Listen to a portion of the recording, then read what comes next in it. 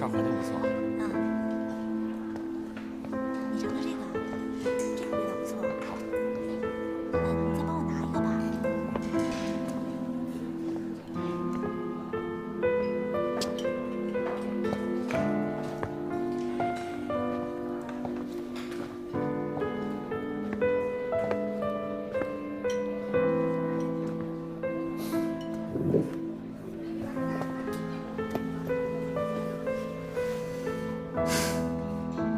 吃饱了吗？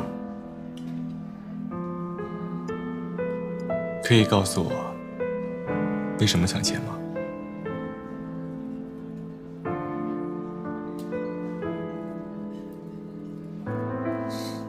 那你是从哪里来的呢？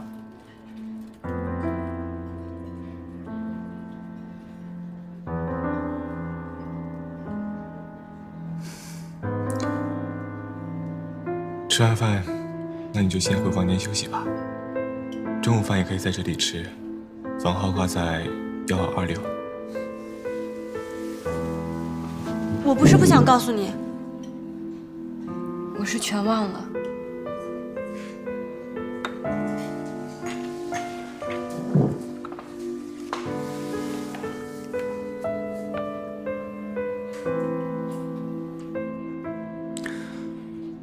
听你的口音，应该是黑龙江牡丹江一带的。你手臂上没有针眼，抢钱应该不是为了吸毒。左脸上的淤青，再加上手臂上留下的明显紫色的勒痕，应该是之前被殴打或者囚禁过。而导致你失忆的原因是你的额头淤青处曾经受过硬物强烈的打击。不是本地人，再加上不合天气的衣服。第一种情况，你是被人诱骗到绿藤市，被囚禁过一段时间之后逃了出来。第二种是你之前是因为什么事情受过刺激。我不知道，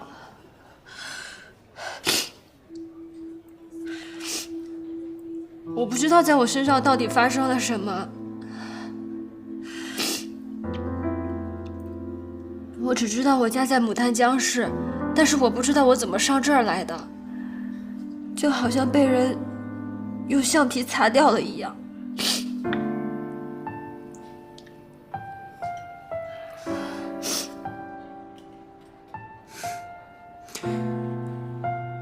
那你可以告诉我你叫什么名字吗？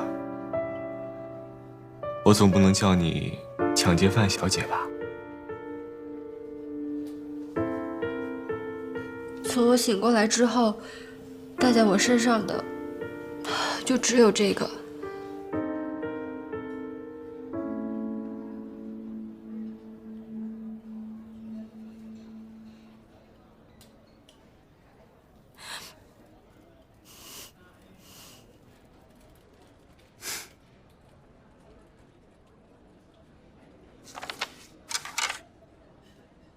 人有时候总会因为一些特殊情况，而导致迷失了方向，选错了道路。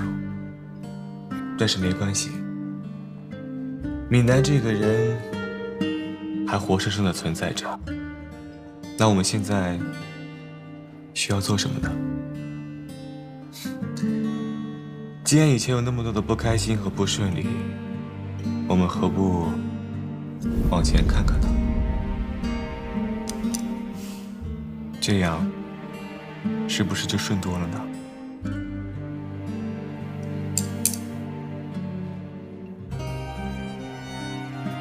可是我都不知道我还能去哪儿。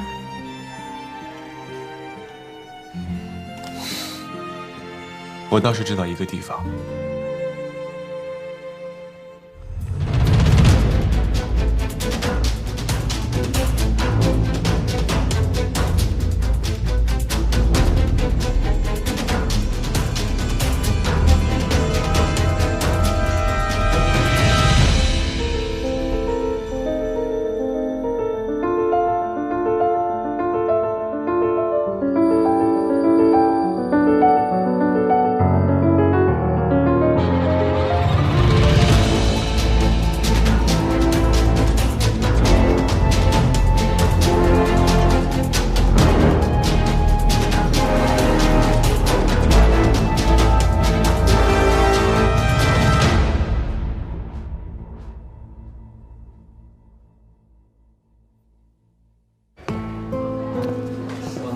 哪儿吃饭？去楼下的羊肉馆。编剧。编剧。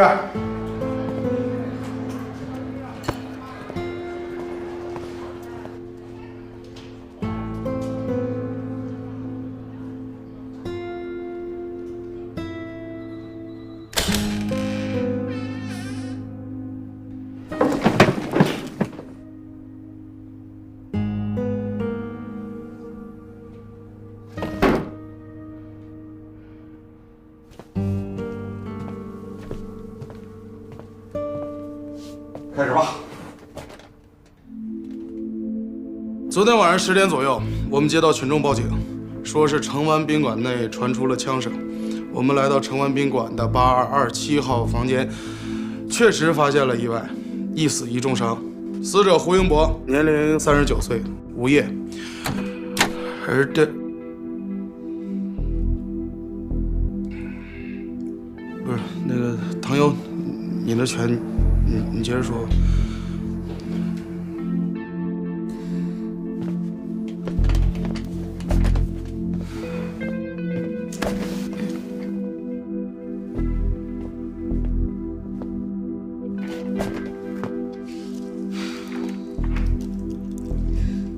另一个是绿藤市公安局局长邢志森，被发现的时候因流血过多而昏迷不醒。在过去的2个月里，邢志森和胡英博没有什么生活的交际。胡英博体内的子弹是由邢志森手上的644手枪激发而出的，而胡英博手中握着的是一把不锈钢勺子。在邢志森的体内也发现了644手枪的弹头，但据技术科鉴定，邢志森体内的子弹也是由他自己手中644手枪激发而出的，并且在现场没有发现除了邢志森和胡英博之外第三者的痕迹。也就是说，邢志森因保护人质安全而开枪击毙胡英博这个观点，就现在的证据来说，无法成立。综上所述，现在怀疑邢志森滥用武器致他人死亡，被发现时候畏罪自杀。畏罪自杀？怎么所有的矛头都指向老邢了呢？干嘛？这是案情分析会，不让说话。我怎么不让说话了？啊？他新来的不了解，你们也不了解老邢吗？再说了，怎么对战友一点信任都没有？只有你是老邢的战友，他们就不是老邢的战友了。还知道是战友是吧？那怎么连一点人情都不讲？这时候是讲情感的时候吗？人情能破案吗？人情能代替证据吗？证据是什么？是冰冷无情的。你与其在这拍桌子发脾气，不如去找新的证据来推翻现有的证据。用不着你说，我也会去找。我就看不惯有些人这么冷酷无情。大家都回避一下。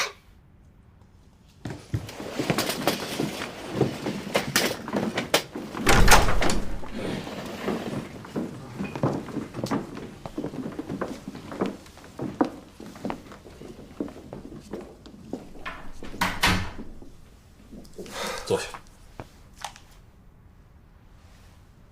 我让你坐下。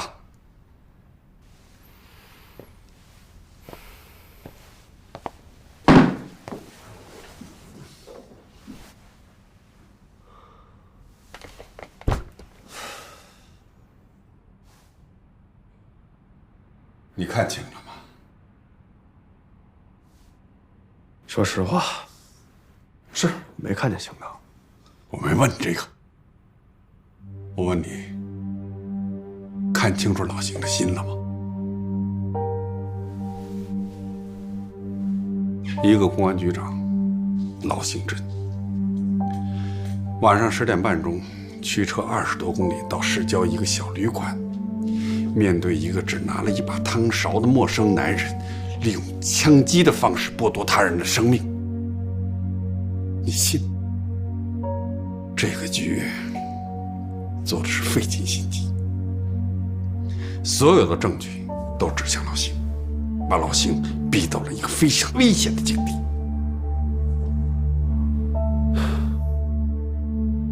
当务之急，我们侦查的方向就是要尽快的找到邢娜。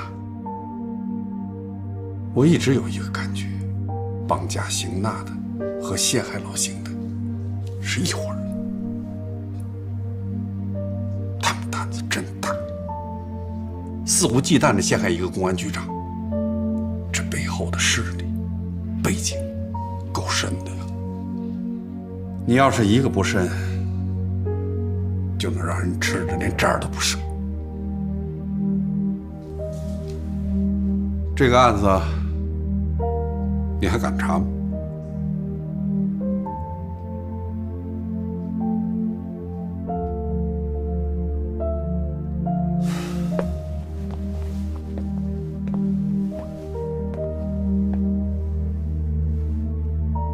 编剧，回头老邢醒了告他，他还欠我70块钱了，让他抓紧还我。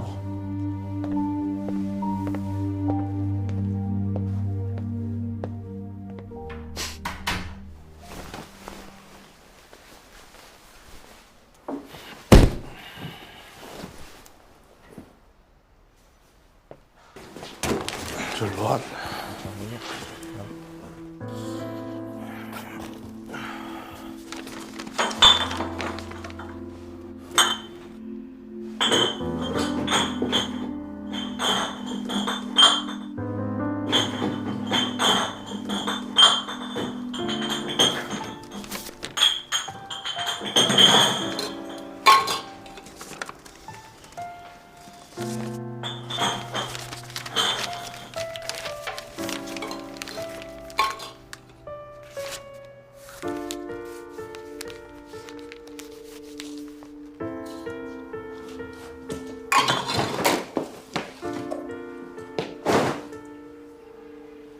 干活。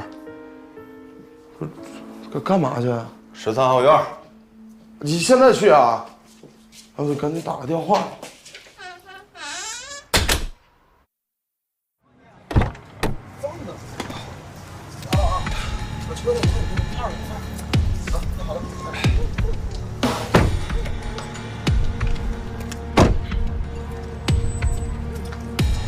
这个，这死者叫胡英博，39岁，家就住在长宁北街老荣巷的13号院。家里还有一个母亲和一个弟弟。嘿，怎么回事，这姑娘？嘿，对不住，没事。这弟弟2年前出去打工了，这1年前回到家。哎，你好。整个家庭啊，主要是以吃低保为主。就反正从这上面显示，我觉得这事儿很奇怪的。你这钱这么慢吞吞的，输急哦，你输了就急哦。怎么那么多钱？就你们3个人，有钱不输一点。这个人他家手气这么好，没你还不多啊，赢了那么多钱还不多呢。快点打，走。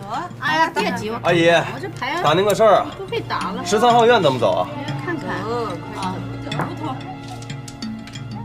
阿姨，13号院怎么走？您知道吗？哎呀，阿姨，阿姨，你喊什么喊？我耳朵又没聋。别说你是聋子。行。抓，我丢这个，抓，快点。大爷，问您一下，那个13号院怎么走啊？我不清楚啊。哦，谢谢啊。哎，兄弟，我问一下，那个13号院怎么走？你知道吗？ 13号院啊，什么路子啊？我问你找谁？哦，找那个胡英博。哦，胡英博。胡英博啊。胡英博在这边。哎呦，认识啊。嗨，找对人了。哎呦，太好了。 13号院啊，要走到第2个牌子后面那个。新大人，我站着！站住！躲着点！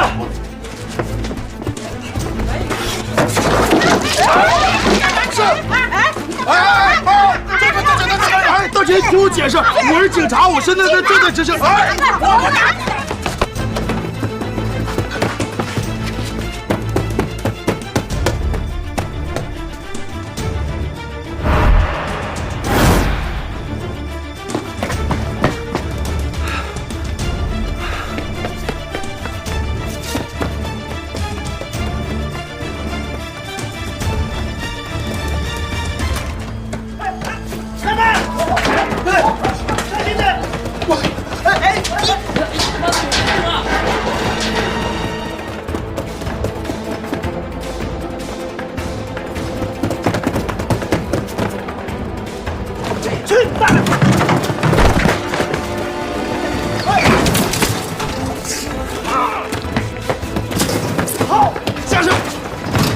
还你！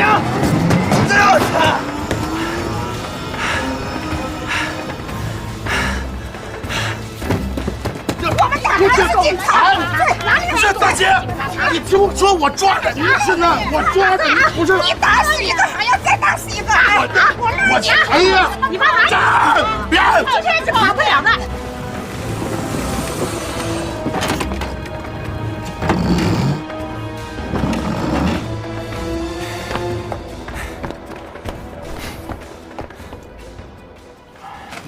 我不走了。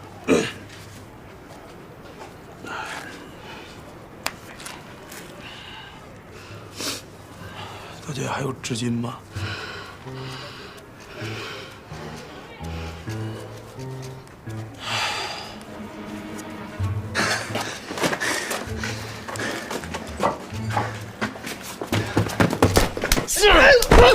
手！哎，手！你他妈跑什么啊？你饶我哥干啥嘛？他放手，不然我报警了。别费劲了，我就是。蹲下，蹲下！胡英博是你哥是吗？亲哥，跟死了一样。你也不用问我，我什么都不知道。瞅这也够奢侈的。你哥给你留多少钱？给我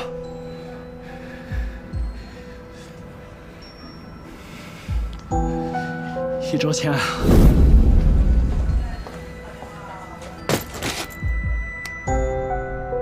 生日电话，周浩他妈。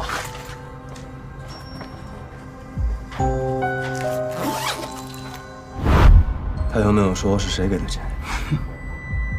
我们从来也没问，他从来也不说。问啥呀？有钱就行。那你哥给你留了多少钱？我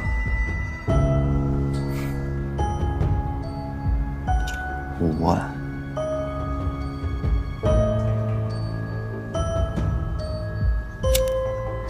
25。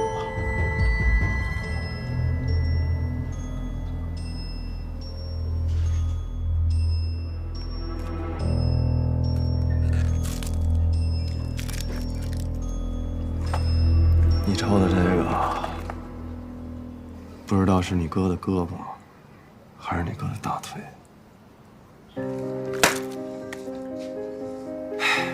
兄弟，好好的吧，啊！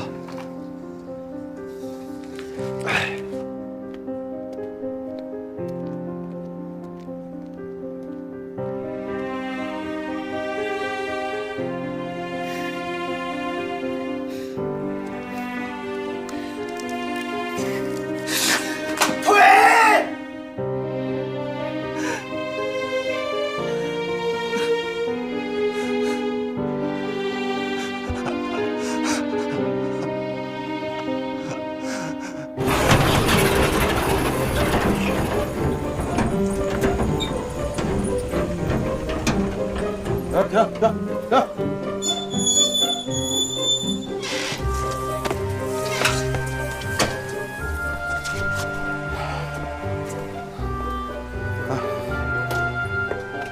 多少钱？好，谢谢。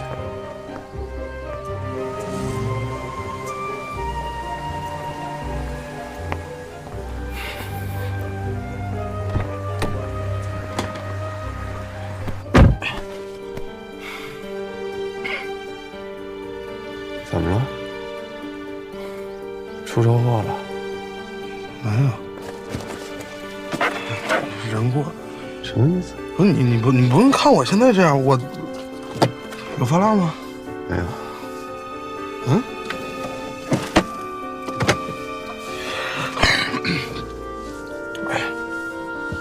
没事儿。你不是兜风去了吗？你怎么不说我又跑了呢？个怂蛋！我还怂，伟哥，不是我磨叽你啊，这事儿你说来说去。出事之后，再没有人进过这房间吧？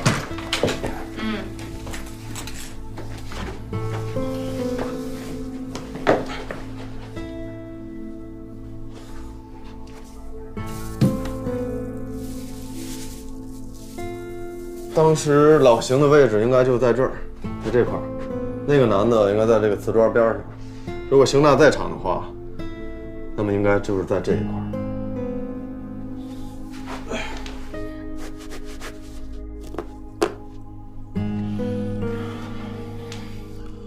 不是，那这也太干净了。服务员，这是案发当日那块地毯吗？嗯，洗过没洗过？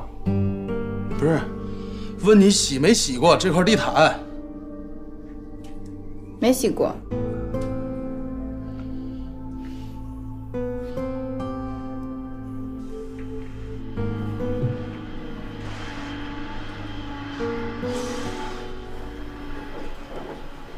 小壮，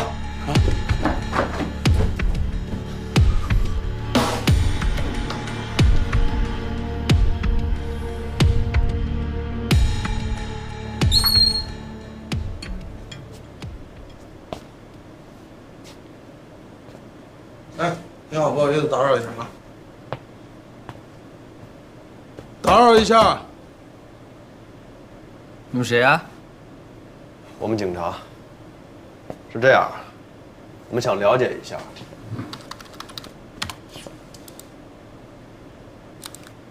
这个就是当天的录像，看吧。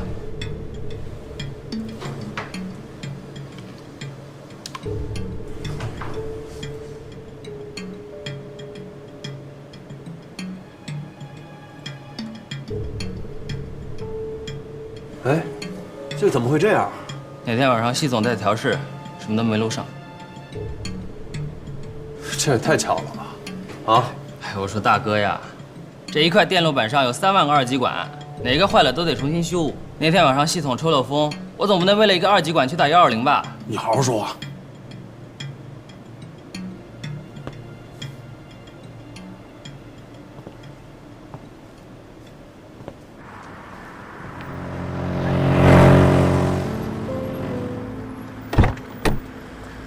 啊，吃点东西吧。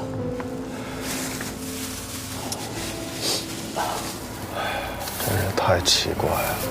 是啊，你说老邢出这么大事儿，放不良心儿了。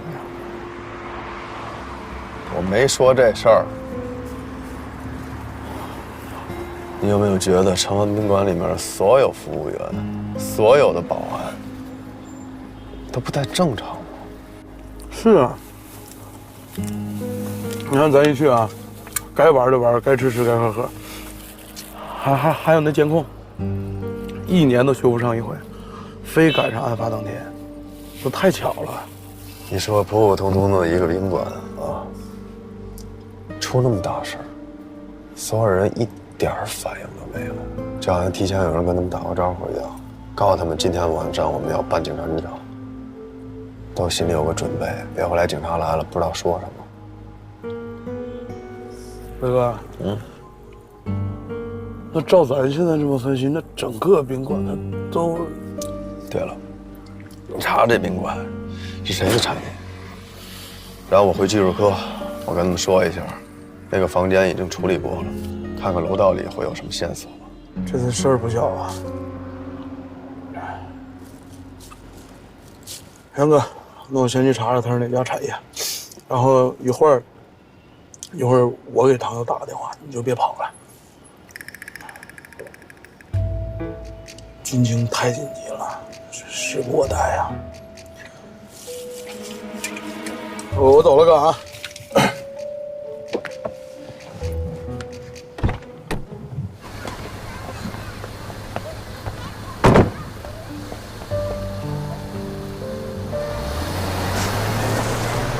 这些天，你就先住在这里吧。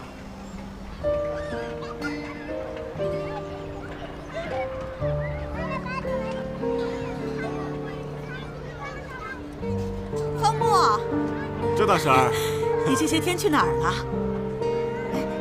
这是……哦，他是方木哥哥。亚凡。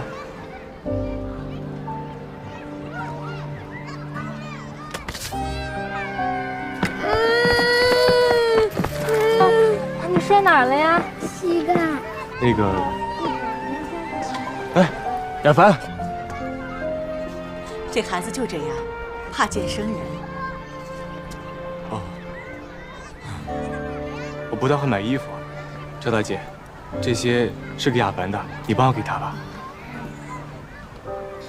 他是闽南，是我朋友，可能在咱们这里先住几天。这个是你的车。好好好，闽南，你待会儿就住在那栋楼里，我给你腾个房间出来，啊。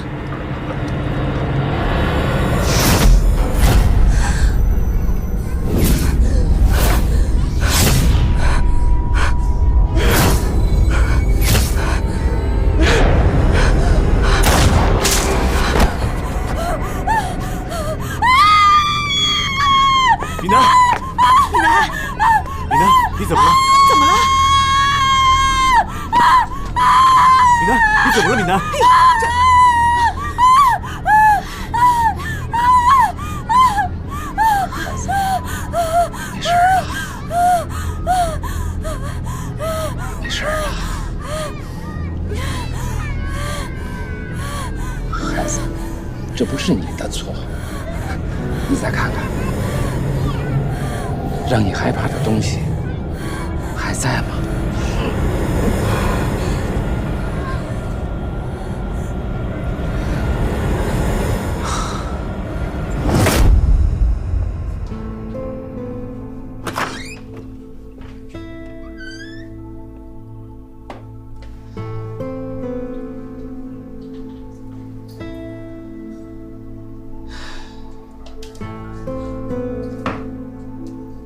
你带回来的那个女孩得了一种心理上的疾病，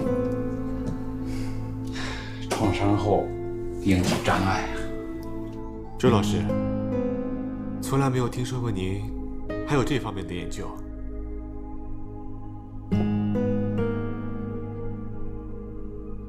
10年了，瞎闹，也不知道这孩子的病能不能治好。这种病真的那么危险吗？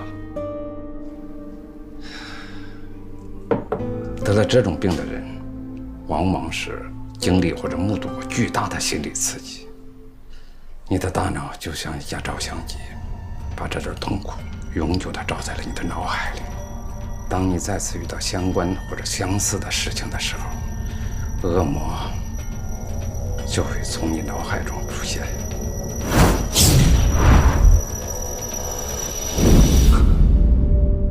恶魔一旦从自己的潜意识中诞生，就很难再把它去除了。潜意识会逐渐控制你的思想和行为，到最后，甚至会让你的人生堕入深渊。周老师，也就是说，如果不能彻底治愈这种心理疾病的话，还会有更多的人死去，是吗？凡是患了创伤后应激障碍的人，要么自杀，要么杀人。这就是小赵的儿子，在他8岁的时候，也患上了这种病，趁他妈妈不注意，自杀了。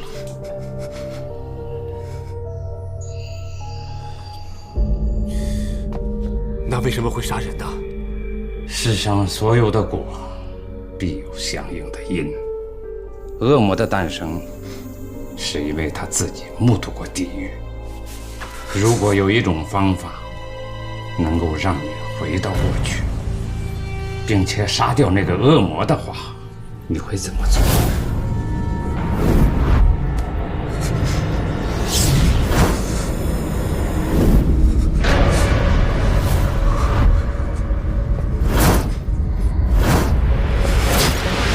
不行，不行！方木，怎么了？前几日，就我市检察院发起，公安局协办，就我市某警察涉嫌过度使用枪支的情况召开了会议。会议上重提5条禁令，涉案警察是我市公安局局长邢志森。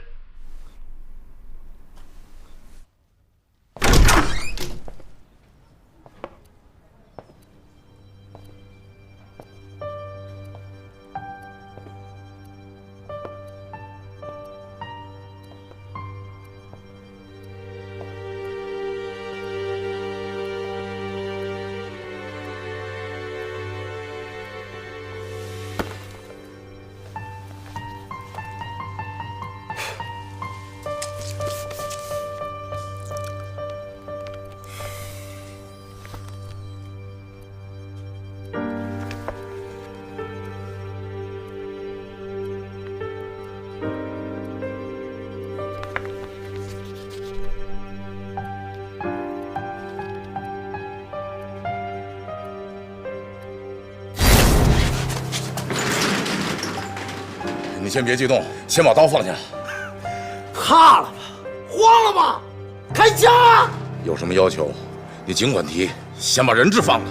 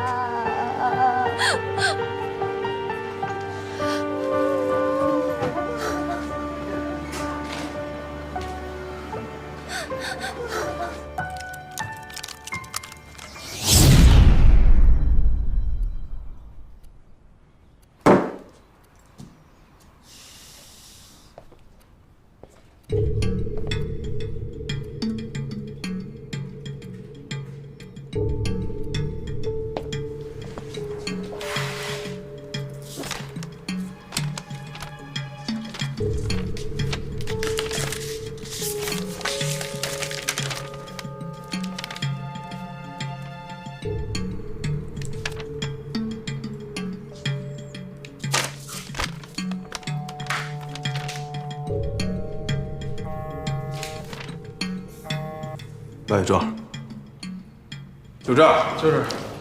之前我也调查过了，关城宾馆的法人就是梁四海，50岁。这老头2周之前刚去泰国，所以没有这个作案动机。我刚才不是来过吗？警察办案。这能走，没事。我还调查这个梁四海有个儿子，叫梁泽浩，2年前刚刚刑满释放。我也根据老民警们了解到，10年前这个案子的负责人恰巧就是咱家刑局。10年前，那这梁泽浩现在多大岁数？现在是28。犯的什么？聚众强奸少女。这是哥，你也别来回看了。刚才我从他们同事那儿了解到，他得有1个多月没来了。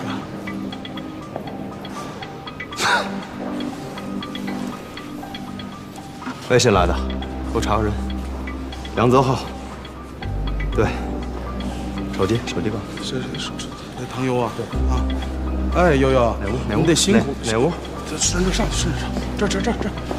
你有事辛苦一下啊！你得帮我查个电话号。哎，你们两个干什么呢？警察办案，跟你没关系。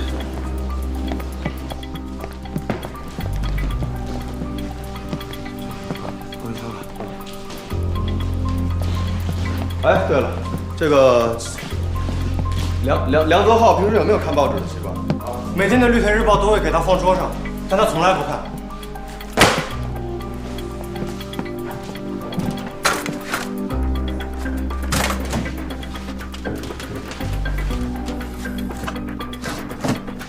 伟哥，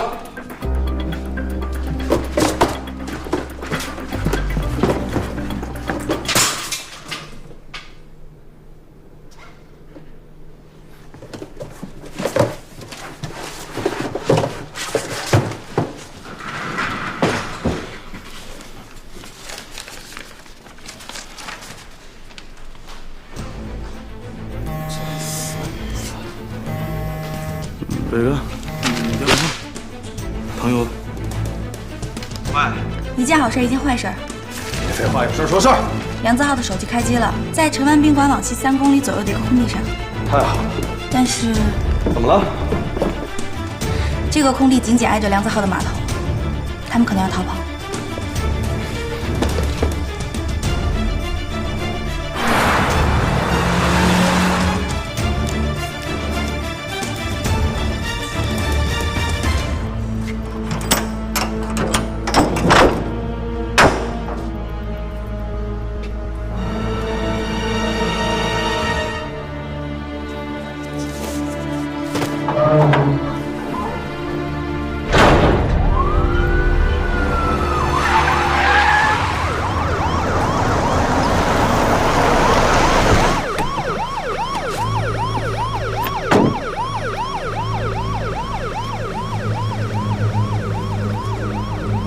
喂，唐优，这对吗？啊，这怎么什么都没有啊？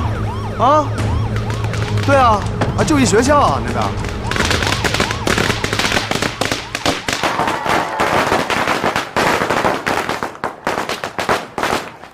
现在请四海公司董事长梁先生讲话。磊哥，刚才我发现门口停了3辆货车。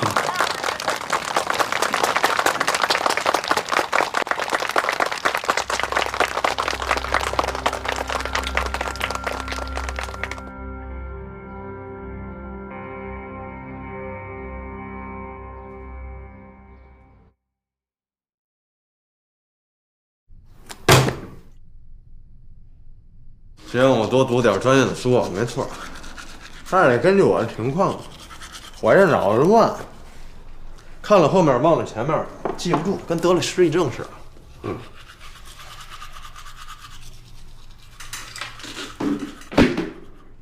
那哪段背不下来，拿夹子夹自己的手背再背。忘了呢就夹一下，多少都能记起来一些。真假的？听着跟玩文学道似的。典型的失忆症刺激疗法，很多人由于脑部受伤或者心理打击，患上了失忆症。其实，你失去的记忆并没有丢失，只不过是掌管那部分记忆的脑细胞没有以前那么活跃了。如果经受相同的刺激，比如相同的场景，或者从视觉、味觉等感官上重新激发脑细胞，就有可能恢复记忆。你这属于中毒啊！我刚才跟你说的那些，这本书里就有。那能不能给我换个大罐？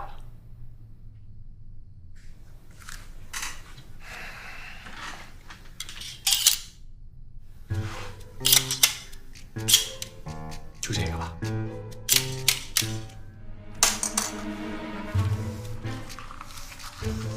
来，使劲儿。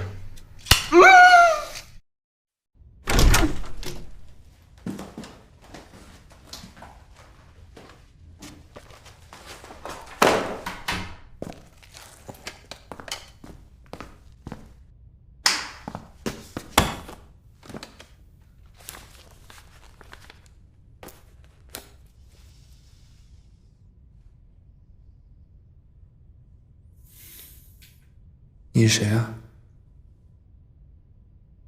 哼，别着急啊，我们有大把的时间可以互相认识、互相了解。我想先了解一下7月27号晚上10点钟，你在干嘛？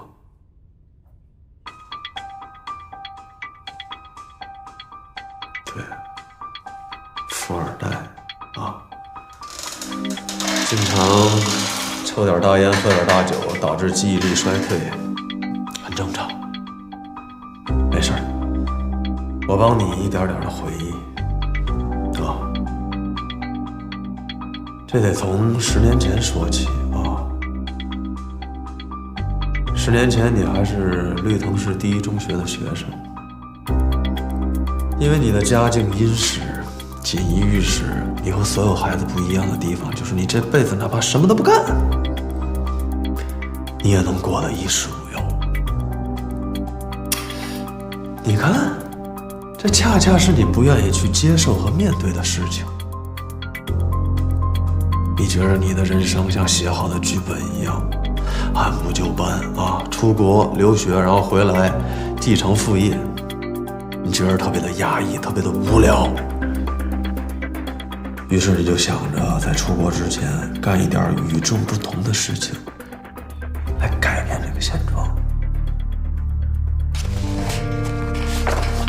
1998年，纠集了你所谓的朋友吧，对，啊，用露营的借口，约了这个女孩，让她跟他们一起同行，在天阳市的一个晚上。你和你3个同伙对他实施了轮奸，但是你万万没有想到，你们住的那个宾馆，正好是一个特大贩毒集团的窝点。当时就是他，记得吧？邢志森。为了这个案子，他就在这个宾馆。他把你堵到屋里的时候，你连裤子都没穿上，就跪地求饶。甚至你连买通受害人的机会都没有，就被老邢带走了。这一关就他妈10年。你从一个欺负人的人变成了一个被欺负的人，于是你就在监狱里下定决心，你一定要报复。2年前你被刑满释放了，你看。你本来可以过正常人的生活，但是你突然消失了，无影无踪，用了1个月的时间，在你自己的城湾宾馆设下了一个这么大的局。你用25万买了胡英博的1条命，并且在当天关闭了所有的监控系统。对，你指使人去绑架邢娜，利用邢娜。把邢志森诱骗到长安宾馆，再用胡英博完成你的完美计划。但是你唯一没有想到的是，我也到了长安宾馆。我从老邢的口中知道了邢娜被绑架的事实。你为了使陷害成立，你不能让我活下去。你又指使人打开了邢娜的位置共享。想他妈的把我和这个秘密一起炸得灰飞烟灭，是不是？我知道你们四海公司3年前包了个铁矿，那些炸药本来是要拿来炸矿的吧？用在我身上了啊！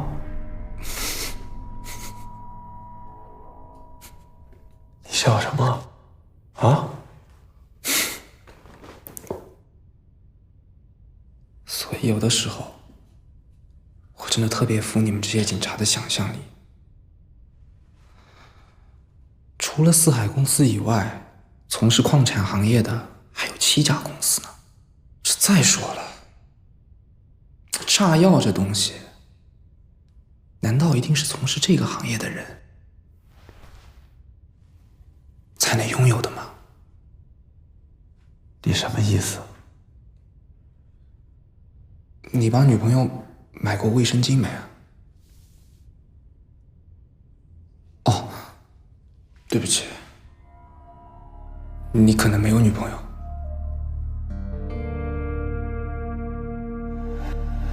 我告诉你，我没有时间和这个精力和你在这开玩笑。我问你最后一遍，邢娜到底在哪儿？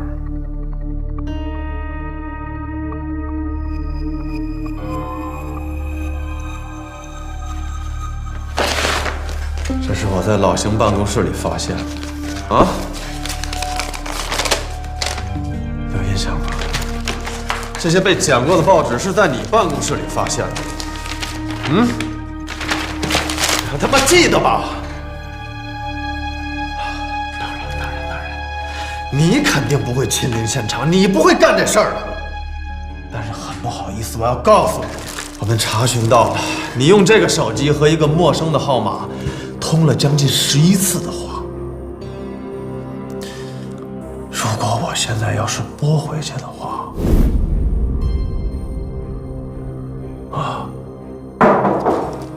进来。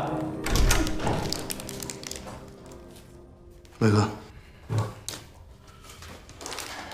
之前我带人把四海公司所有的产业都调查了个底儿朝天，什么都没发现。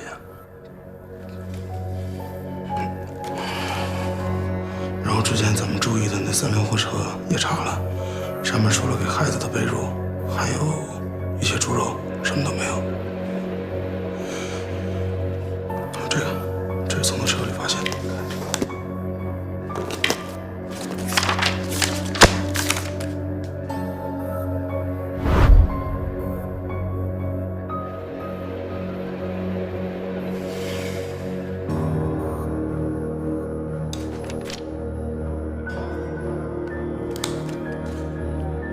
寄的这些报纸，上面所有的东西都是报道失学儿童的。您不是问我这1个月都去干什么了吗？台警官，我想跟你说，我用了整整10年的时间，想明白了一个道理。我之所以会被抓进去，就是因为我没有受到正确的、良好的教育。为了让更多的孩子避免这类事情的发生，所以我用了1个月的时间，建立了3所希望小学。我就是希望能用我的前车之鉴，来告诉这些孩子应该做什么，不应该做什么。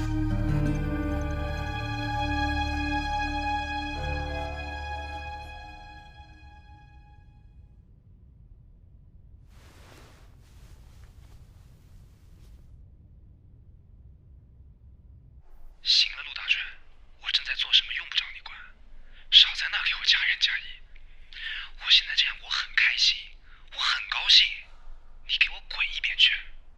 小浩，你为什么就不明白呢？我留在四海不是为了和你分家产，我只是想帮义父一把。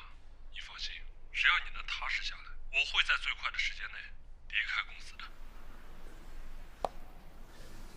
我是四海集团的总经理陆大春。那天晚上呢，大概是10点钟左右，泽浩给我打了个电话，因为他刚刚被放出来，所以呢，我很想知道他最近在做什么，但是他不告诉我。现在我知道了。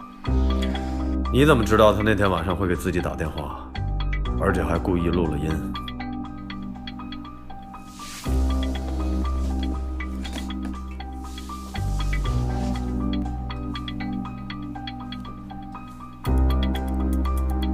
我们做生意的呢，最讲究的就是诚信，但是总有些人呢，他说话不算话。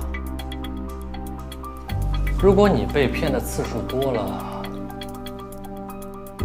你也会长记性的。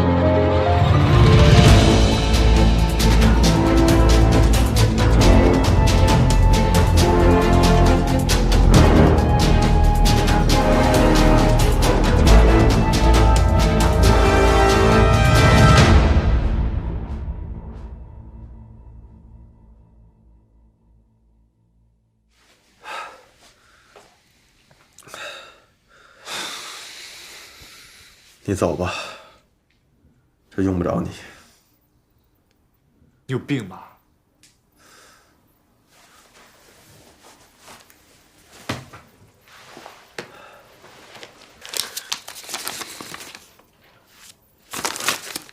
我一直以为你是不适合当营长，我现在才知道你是压根儿就不想。是，你有你的想法，你有你过不去的坎儿，这我理解，我也尊重。但你不能他妈这时候扔下老邢你不管吗？愿意走走，没人愿意搭理你。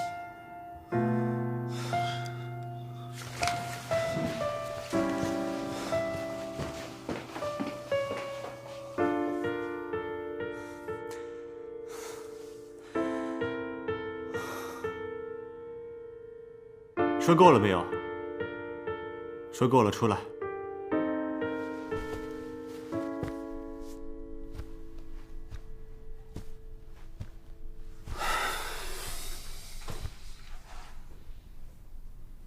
痕检那边的人都已经查过了，什么都没有。不是什么都没有，而是你们压根就查错了。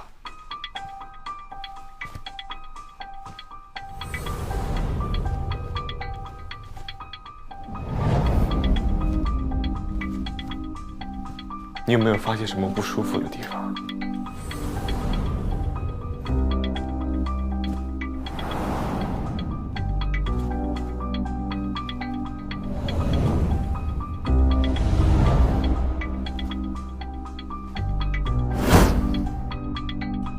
我们总是相信眼睛所看到的东西，但是往往会忽略一点。你总是以为你看到的就是事实真相，但是实际上，你能看到的仅仅是凶手想让你看到的。我一直在思考一个问题：就算有人事后打扫过房间，那么是怎么在有限的时间里可以把邢娜的痕迹一点不落地抹掉？那么解释应该只有一个：邢娜根本就不在8227这个房间里。没这可能，老邢不可能骗我。如果邢局一开始就不在8227那个房间呢？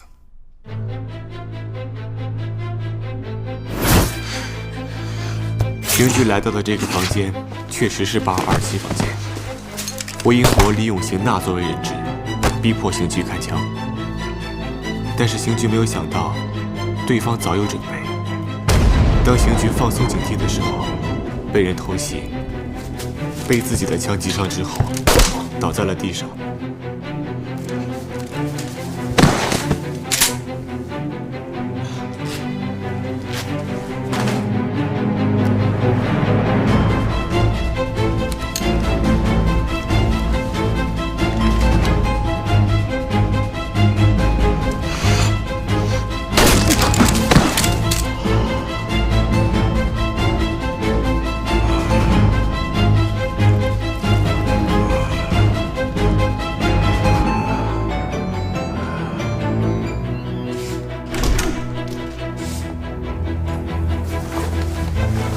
这个时候，真正的凶手故意让邢局看到邢娜被自己掳走。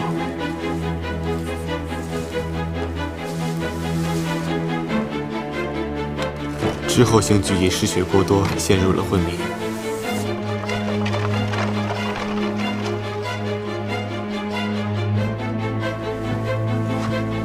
接下来就是最重要的环节。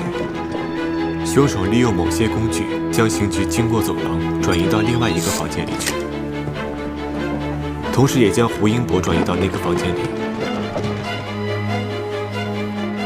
这样，凶手就在另外一个房间里制造出了一个虚假的犯罪现场。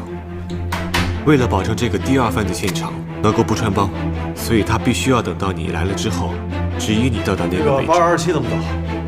一直走到底。而你当时只要一看到昏迷不醒的刑局，就会下意识地认为这就是刑局开枪的房间，这样凶手的计策就完成了。等一下，这种方法必须要保证老邢是昏迷不醒，而不是被一枪打死，这度太难把握了。不是这样的，假设刑局在你来之前就已经死去的话，那么凶手可以有很多种办法吸引你的注意力，去追那辆疑似绑架邢大的车。凶手假冒代替的房间至少要满足2点：第一，房间的布置和朝向应该大致相同；第二，为了防止警察发现，他应该会选择较远的房间。就是这个了。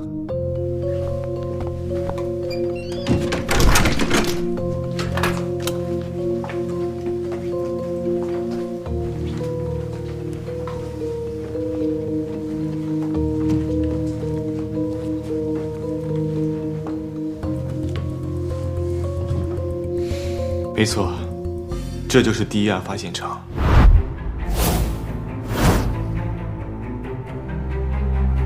这件案子，我们的侦查方向出了问题。整件案子看上去显然是针对刑局的报复犯罪，但其实却恰恰忽略了一个根本性的问题。如果是用这套方案来栽赃刑局的话，前提是什么？必须让刑警来到这里呢？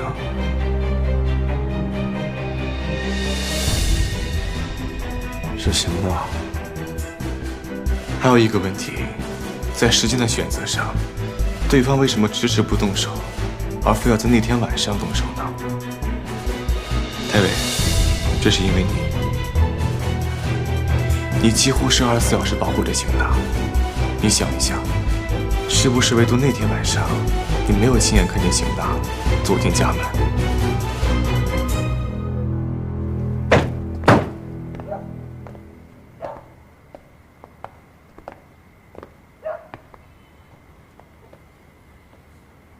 就是这吗？对。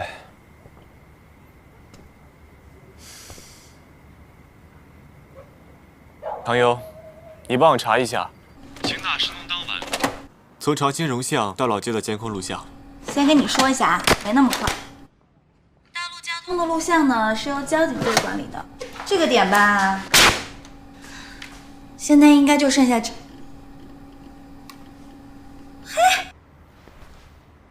监控我都看过了，没别人，就邢大一个人。只有一个人吗？对。凶手能够在你出现松懈的情况下立刻动手，而从你所说的监控录像来看，又不是普通的陌生人跟踪作案。喂，你现在有空吗？那么问题只有一个。那好，我现在就去找。凶手完全了解邢大当天晚上的时间安排，这个人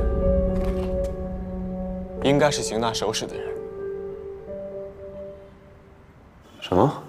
对，邢大那天晚上主动跟我说他要晚点回来，叫我不用等他了。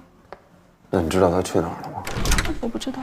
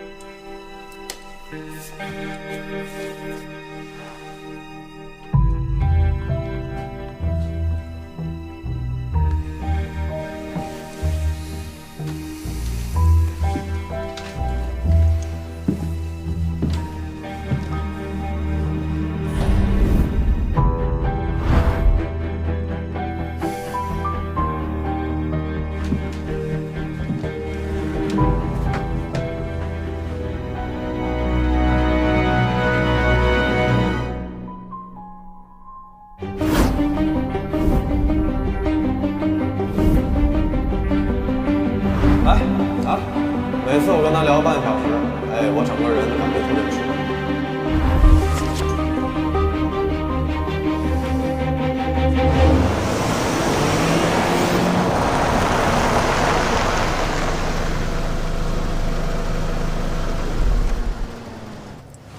赵木，我觉得还是不太可能，真的。你在外面等我。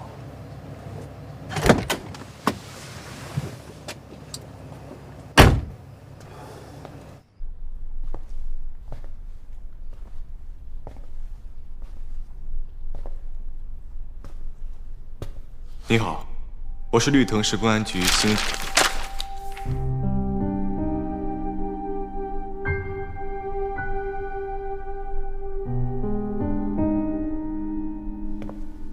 好，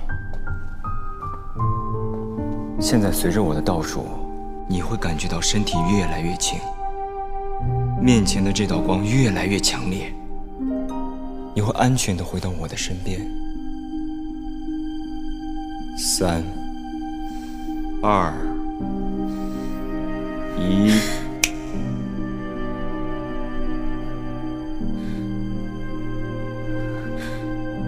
有没有想起什么？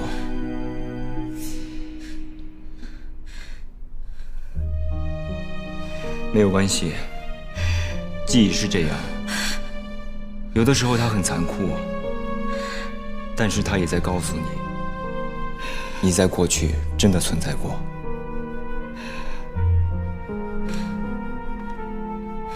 好了，去休息一下。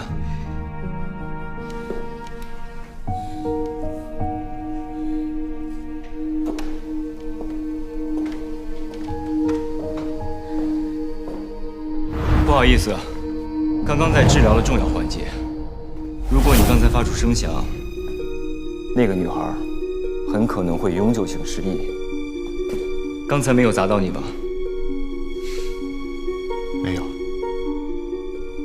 我是方木。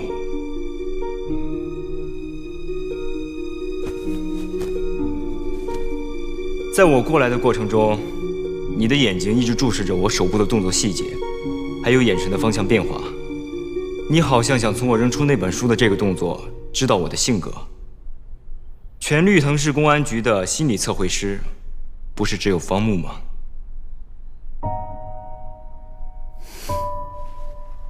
杨云在那边。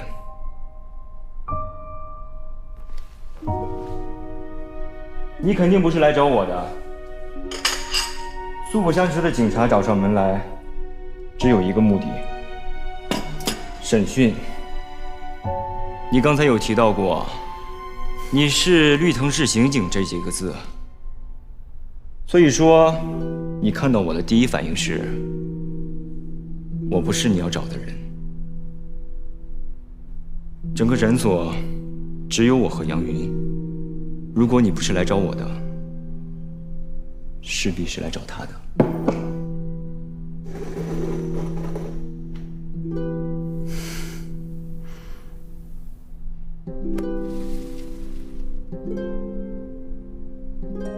谢谢。不客气。让他回去吧，我要下班了。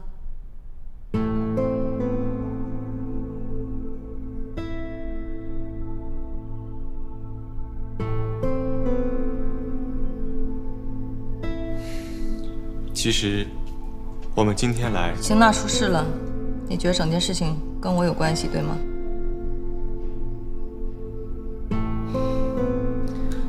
邢娜和我约好了今天来治疗，她没有来，而你们来了。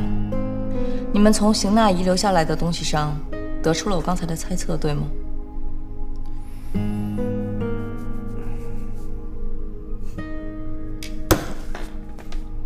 神探、心理画像师，这些光环到底给你带来了什么？你为什么总是在事情发生了之后才想怎么去挽回？为什么每当人死了之后，你才去想他有过什么样的惨痛经历？为什么只有当你一个好朋友失踪了之后，你才去关心他最近干过什么、接触过什么？罗夏海也是，邢娜也是。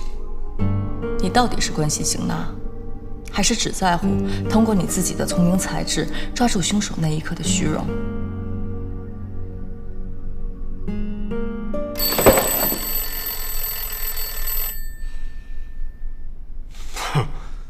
对不起啊，你在愧疚什么？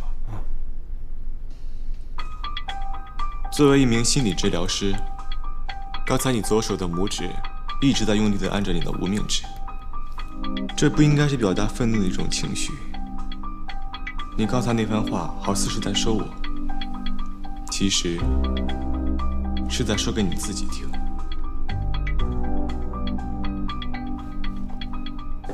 邢娜就是因为你才被绑走的，对吗？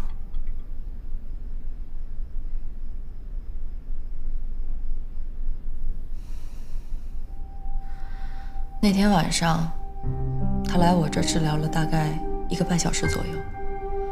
临走的时候，他跟我说，他感觉之前一直有一个人在跟踪他。跟踪他？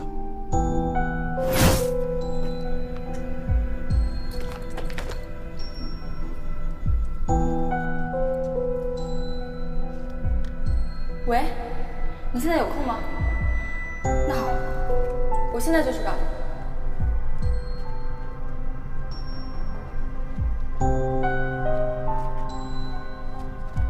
但是我没往心里去，我以为那是邢娜臆想出来的。如果我当时相信他的话，如果我当时选择送他的话，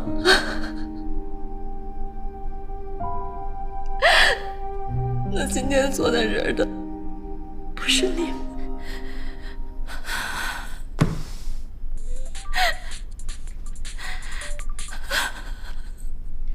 听好了，那天晚上的录像确实只有邢娜一个人，但是在某些镜头的边缘处进行放大和处理之后，会发现一个人的风衣的衣角和一个人的影子，也就是说，这个人在有意识躲避了摄像头。错了，太伟，那天晚上你为什么和邢娜吵架？他把人打了？他平时打人吗？很少。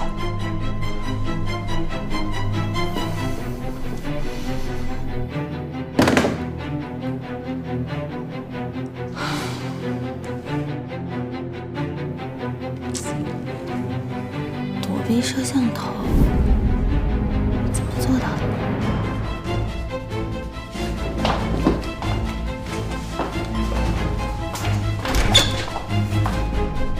对上了，全都对上了。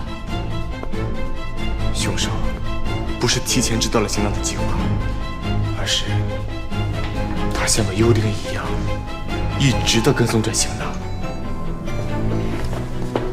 为了确保那天晚上你会出现松懈和疏忽，他一定主动做过什么事情，是导致你没有送邢娜回家的主要原因。他们先动的手，要拉走我同学。你看看你现在这个样。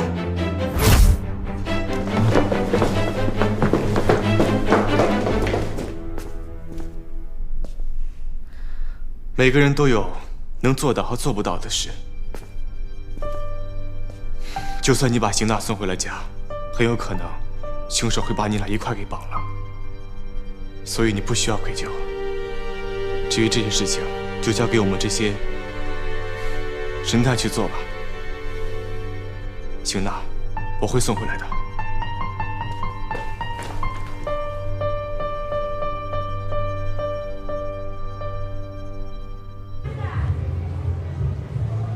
你好。2个男的一起到这儿玩，小包就可以了。要陪唱吗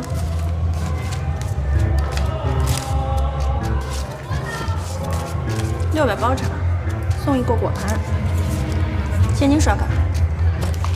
那个刷卡吧。我来。好嘞，我来。哎。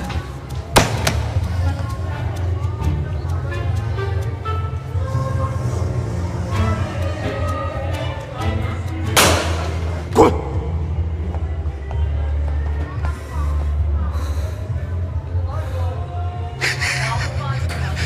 哥，新来的，净瞎说，明天我就开了他。行，少贫，别说，今儿不说这事儿。厕所是在那边吧？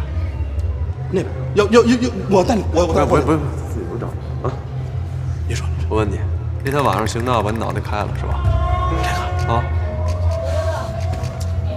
我觉得这不是给我开票，这是给我开了光了。我这2天智商嘎往上升。来，我看看。还疼呢啊！哎，这孩子下手真重。我那个替他跟你道个歉啊。不用。那天晚上那个他到底是跟谁起的冲突？那天晚上啊，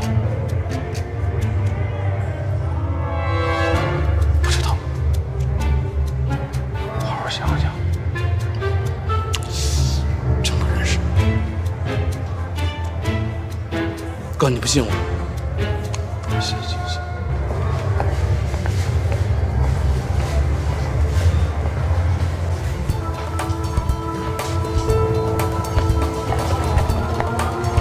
金哥，有警察！大爷！前门后门。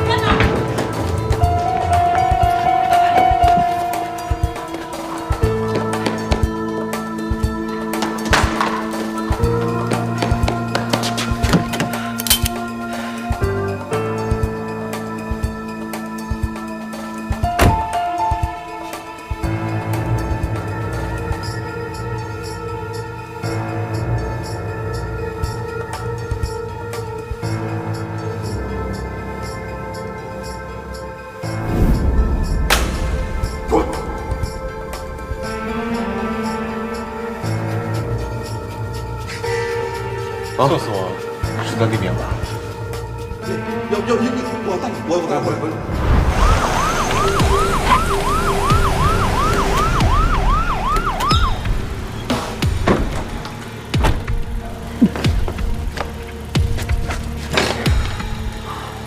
认识他吗？啊？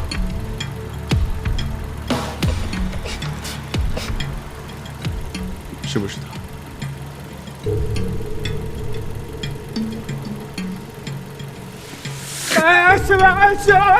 这不认识他们啊！起来！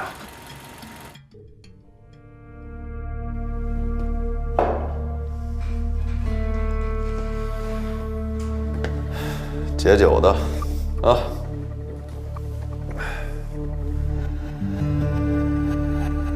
喝吧，啊，没事儿，放心啊，大胆的喝，我们不像你，杯里没东西。我们在你开设的 KTV 的包房里，其中的杯子里发现了一种叫七福迷的东西。这是干什么用的呢？啊，几个姑娘长得漂亮啊，然后呢，你们就往人家杯子里面撒一点儿，意志强的呢，能撑个3分钟；意志弱的当时就躺那儿，然后你们就把这姑娘带走。我们从宾馆记录里发现，你用你的身份证连着开了3间房，啊，是不是？29、30、31，显得你身体好是吗？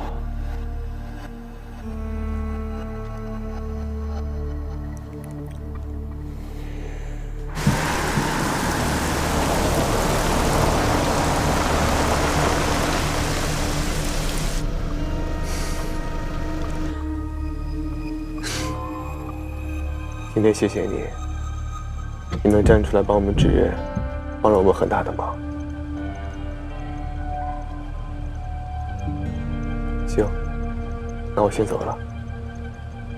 如果你还能想起什么来事情，请跟我们联系。好的。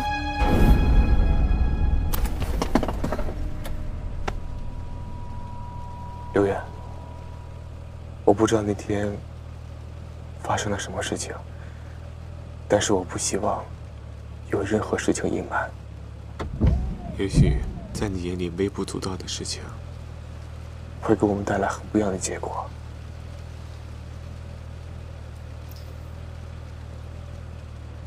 其实那天晚上我被迷倒的时候，我迷迷糊糊闻到了一种味道，那是一种怎么说，臭烘烘的味道。但是后来我再醒来的时候，我在金永玉的身上没有闻到这种味道。其实我怀疑是不是我闻错了。谁啊？邢娜到底在哪儿？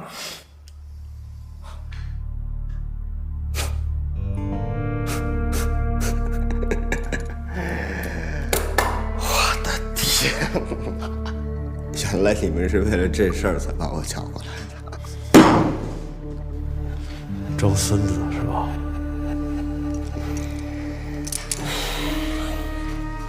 不是，两位警察同志，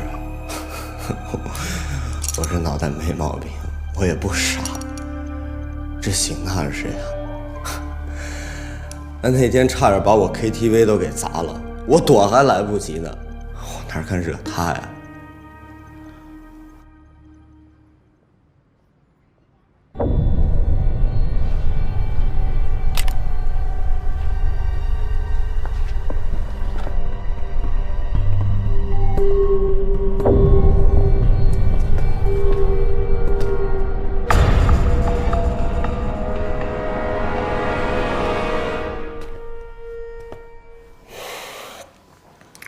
我承认，我姓金的确实也不是什么好东西。那些女孩，她们本来就是出来卖的。你要说我是强制把她们那个什么，那不成强奸了吗？我这顶多就算一嫖娼，对吧？那天晚上到底怎么回事？那天晚上我才从 KTV 包间出来，我就看见一男的，把一小女孩给迷晕了。我上去就大吼一声，这男就跑了。哎，姑娘！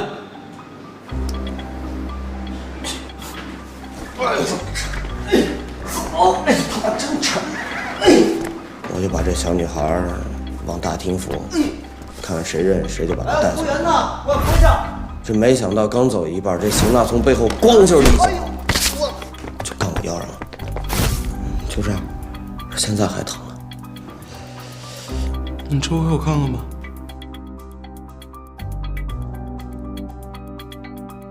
还不明白吗，警察同志？你们抓错人了，我真的不是凶手。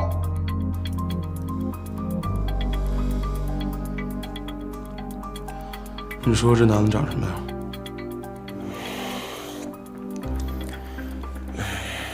瘦瘦小小的，穿个风衣，别的也没看清楚了。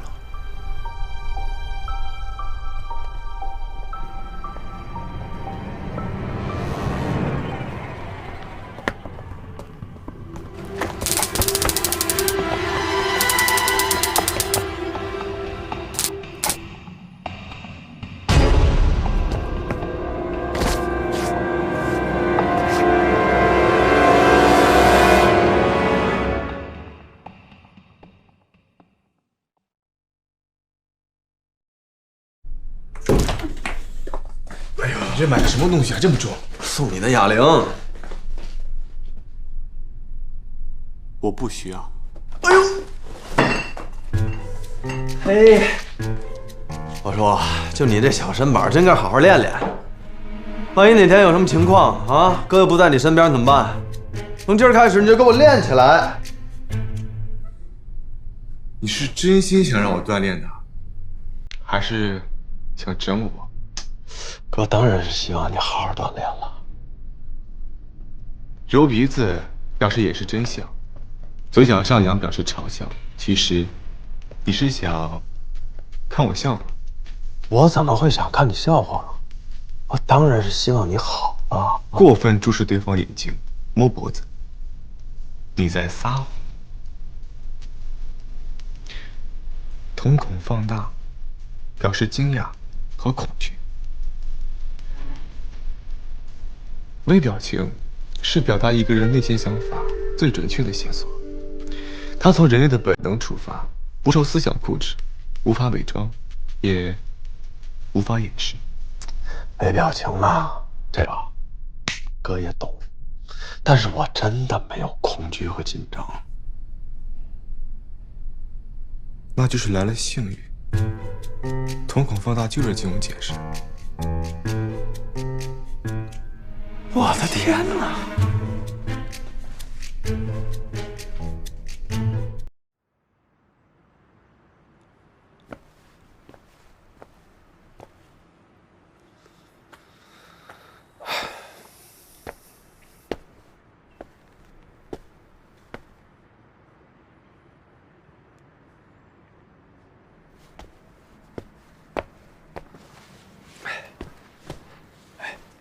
差不多完了啊，人也不是故意的，是不是？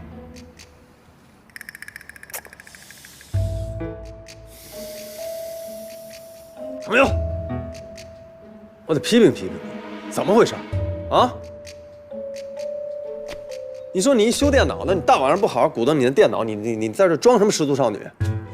嘿，什么态度啊？那我还不是想帮忙吗？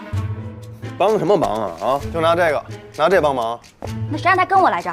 那谁让你到这儿来的呢？那谁让他撂我电话的？谁让他撂你电？对啊，默默，这就是你不对了，你怎么能随随便便撂人电话呢？啊？这。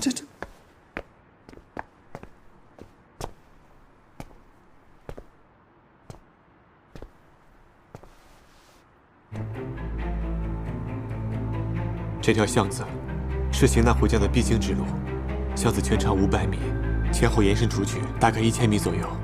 年久失修，路灯很少，盘根球节，错综复杂，就像是一个特意为跟踪而准备的活体迷宫。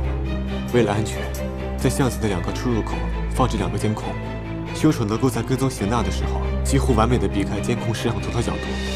那么凶手一定要满足2个点：第一个，他必须要极度熟悉整条老巷的结构和构造；第二，他必须了解摄像头的摄像范围大概是多少。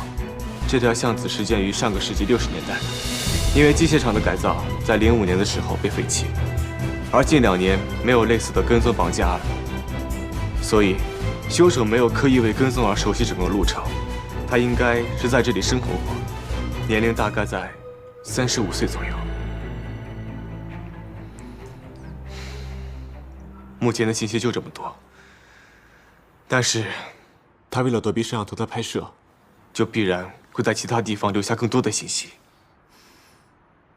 台委，我需要唐优的配合，还原罪犯的心理画像，重演犯罪过程。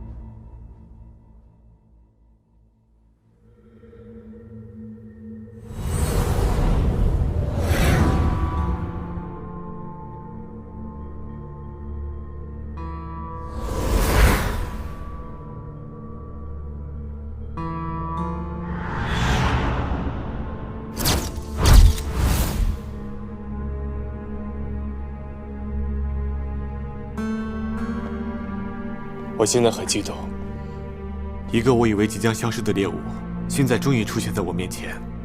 这一次，我绝对不会让他再次逃跑。方木，我快看见你了啊！第一个摄像头，对，我知道，摄像头的开角是90度到120度之间，距离我有4米，而我现在只要紧紧地贴这个墙壁走过，就可以完全躲避。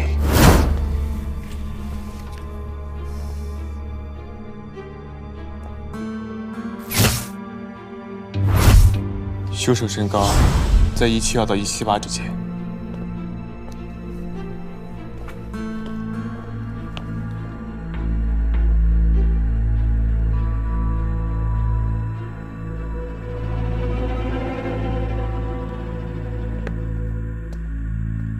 他听见刚才摩擦的声音了，走得比之前更快了一些。他害怕了吗？是的。他害怕了。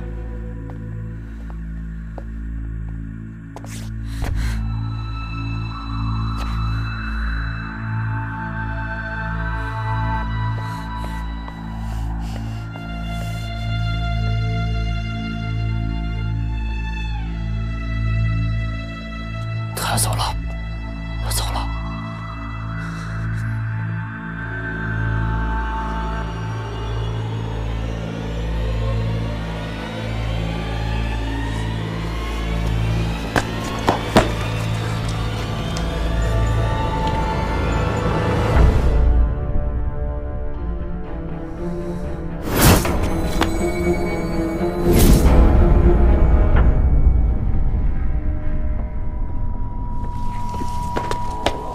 黄木，黄木，人呢？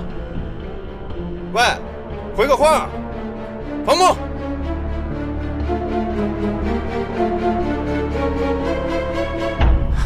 他会怕我吗？他会嫌弃我吗？他会嫌弃我身上的味道吗？可是他不知道的是，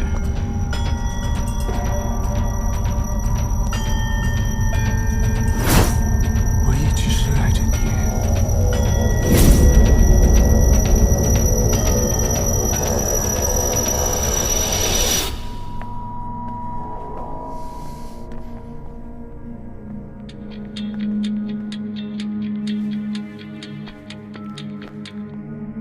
喂，唐游，先别往前走了，方木那儿可能出点问题。别呀，大哥，我好不容易都出来了，你不会再让我折回去吧？方木联系不上了，你站原地别动。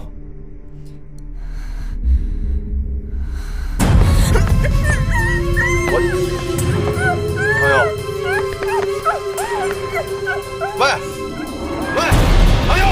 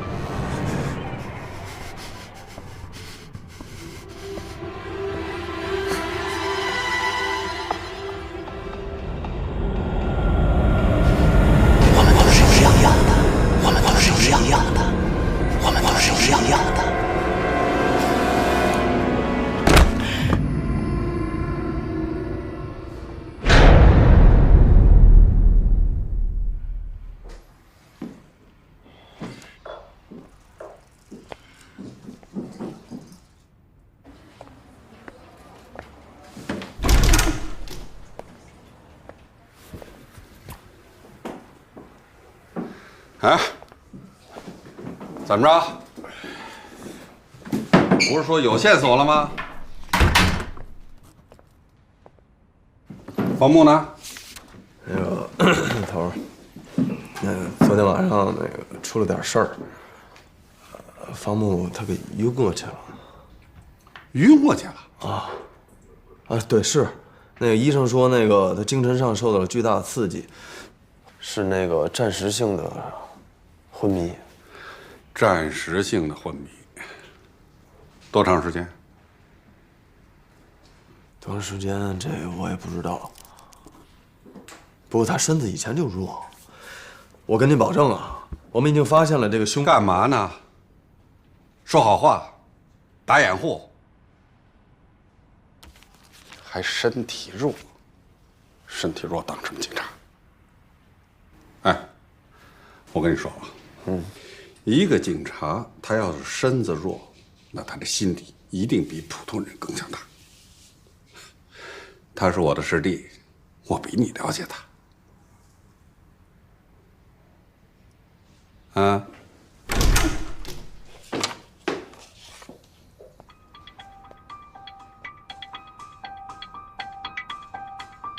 开始吧。在之前的调查中，因为凶手的设计和巧合，我们没有在长安宾馆发现任何和邢娜有关系的线索。但是在新的一轮调查中，我们在原本的8207房间的地毯上发现了邢娜的血迹。那由此就可以肯定，邢娜是一定在长安宾馆出现过。如果是这个原因，老邢开了枪，那一切都合理了。是啊，经过我们的调查，邢娜失踪当天大概去了这么几个地方：这个第一章节心理咨询室、金伯爵 KTV， 还有这荣祥老街附近一片区域。经过我们的排查，我们可以断定，邢娜一定是被人跟踪之后才遭到绑架的。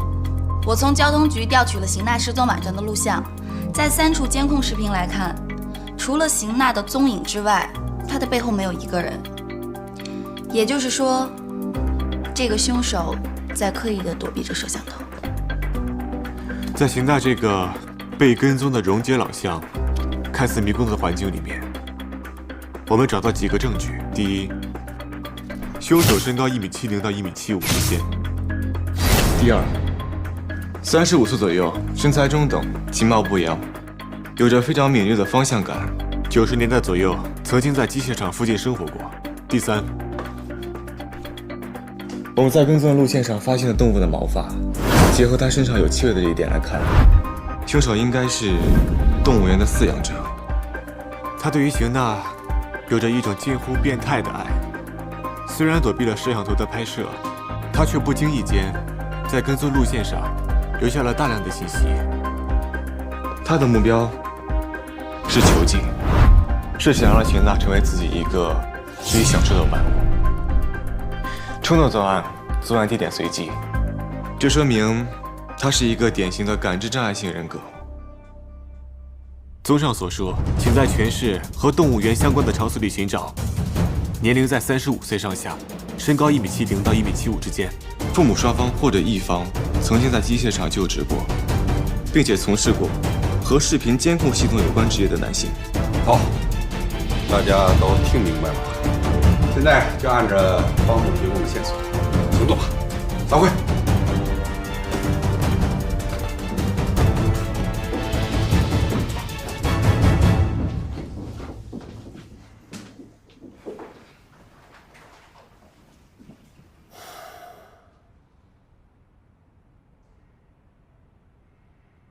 方某，你觉得邢娜活着的概率有多大？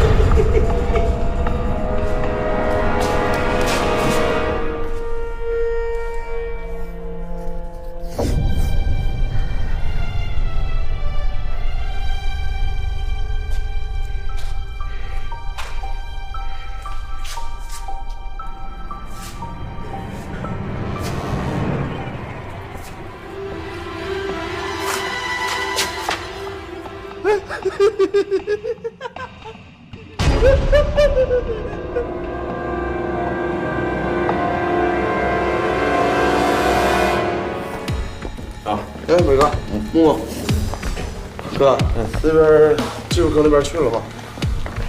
去了，我是从那儿来的。去了啊？对。哪屋？伟哥，啊，哎，这边。这基本上就是蒋佩饶的办公环境，这是他办公桌。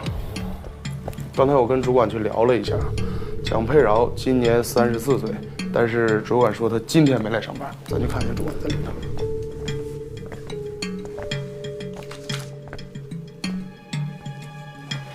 说为什么今天没来？也没说为什么。夹包的有点宽。走。哎 ，hello， 这是我们队长台伟。你好，主管台伟，打扰了啊。那个问一下，7月22号晚上，蒋佩饶有没有来上班？那天晚上晚班的不是他。哦，对，他下班还很早。那个咱这有他资料吗？能不能看一眼？啊，刚才已经派人预调了，然后现在已经在。谢谢。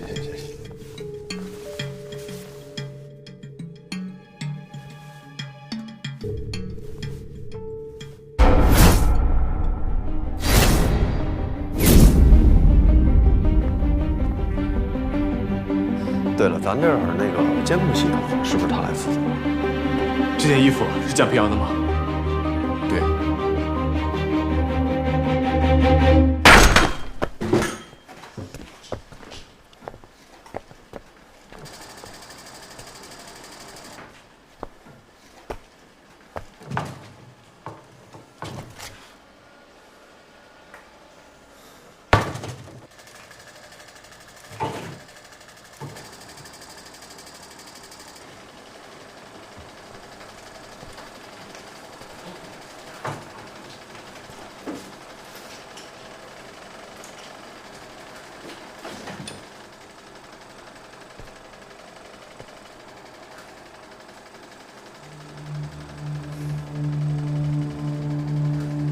太尉，啊，你把门关上。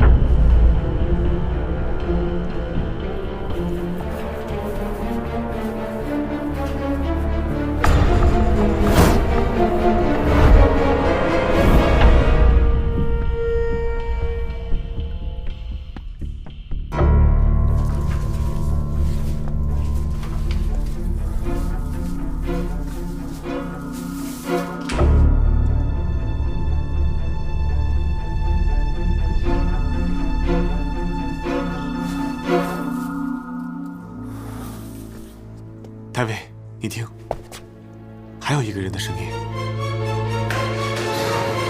反贼！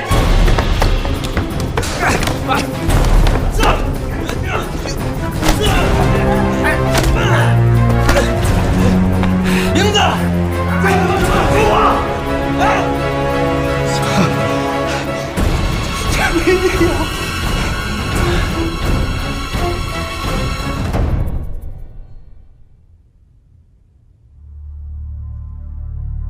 害怕了，知道害怕是好事儿，证明你有诚意。有诚意，我们就好沟通了。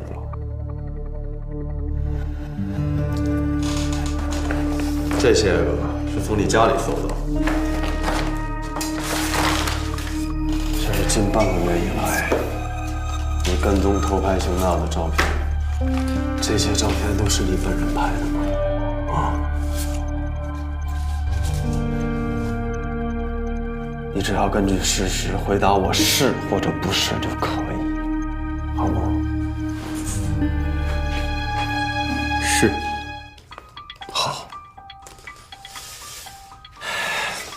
在你家里面大衣柜后面发现了一个这样的地下室，里面有手铐、铁笼，还有捆绑用的麻绳。这些东西都是你本人准备的，对不对？是，很好。7月27号，你跟踪邢娜到了金永玉的 KTV。当时因为这个卫生间里面的灯光昏暗，你误把穿着邢娜外套的柳原当成了邢娜，用乙醚将其迷晕，正准备带走的时候被金永玉发现了，也就是 KTV 的老板。于是你惊慌而逃，对不对？对。其实你根本就没走。你躲在邢娜每天回家的必经之路上，你在那继续跟踪她，对不对？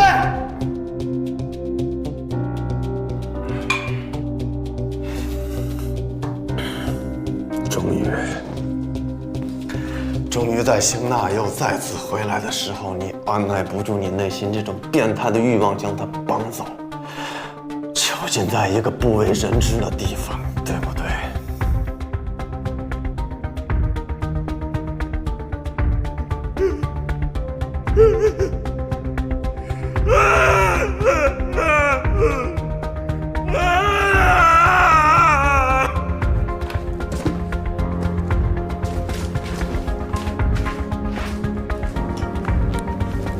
没有发现女孩踪迹，只发现了这个。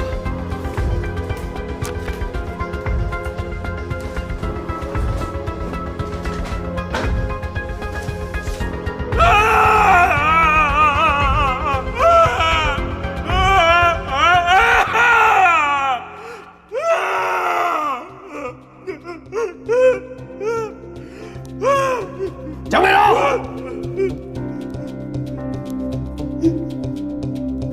我再问你最后一遍，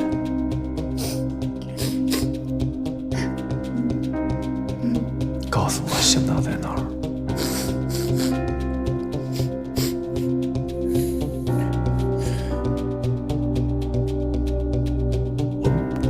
我不知道。有诚意是好事儿，你要是套路我，就是你的不对了。真的不知道。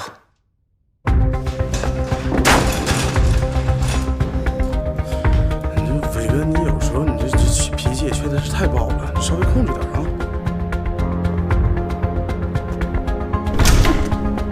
铁伟，你出来一下。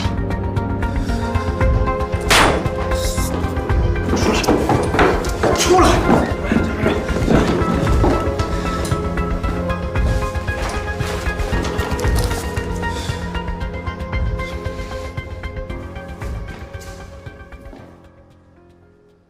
你是不是神经病啊？再过10分钟他就撂了，你瞎搅和什么？不是他，什么玩意儿不是他？凶手不是他。凶手不是他啊？那照片，那地下室，那跟踪，那怎么就不是他了呢？我告诉你，都崩溃了。再过一会儿，那就全撂了。你这，在他家发现的日记本。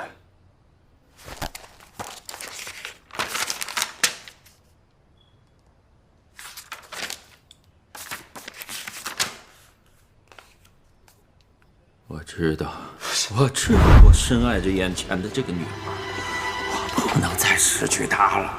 但是我还是晚了一步，她被别人带走了。我要找到她，无论她在哪儿，我一定要找到她。她只能属于我一个人。我去，哎，这你也信是吗？啊？他明明知道咱们要去抓他，故意弄个假日记本搁到这儿，这你也信？我真服了你了，真是的。没错，在心理画像上也对不上。他是跟踪邢娜的人，但是不是陷害老邢的人，就连替死鬼也做不了。你想，一个这么懦弱的人，做什么事情都要再三考虑，对方怎么可能把这么重要的绑架任务交给他呢？哦，这让你画出来的。你那画像从来都没有过谱。我告诉你，先别叫唤了。你都较劲了，你较什么劲呢？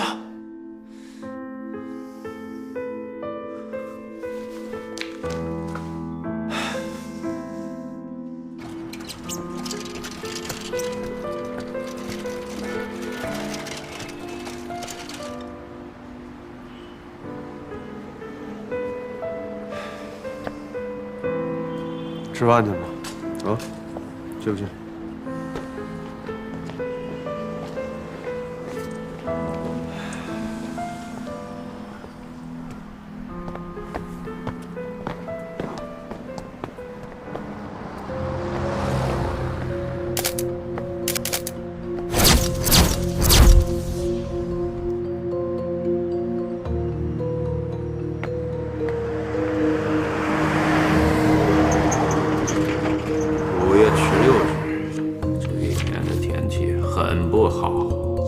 下了整整1天的雨，公交车上，一个女孩不小心踩了我的脚，她回过头来，在她的眼神里，并没有看到嫌弃我身上味道的目光，相反，她跟我说了句谢谢。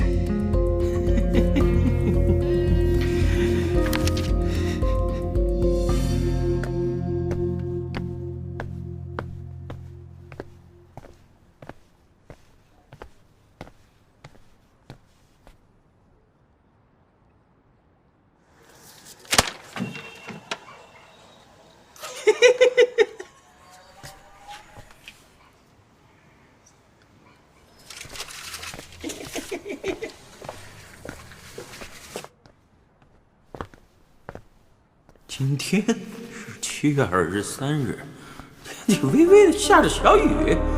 我看着邢娜刚刚从电视进入了盛华投资，距离我上次见到她已经3个小时了。今天化了一个淡淡的妆，进入了世祥影画工作室，整整1个半小时。7月25日，她上了一辆公交车，在双联红星小区下了车，反而对我说了声谢谢。一家名字叫做断了，她是爱我的。只能属于我一个人。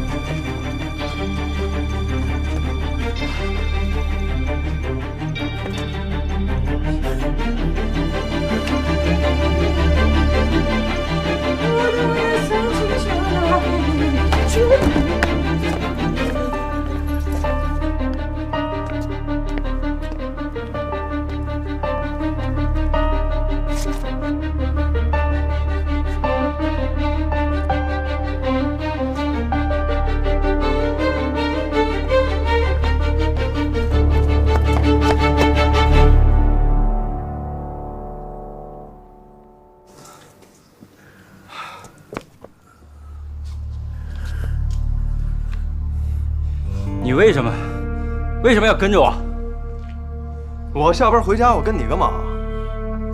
这是邢娜回家的路，不是你家的方向。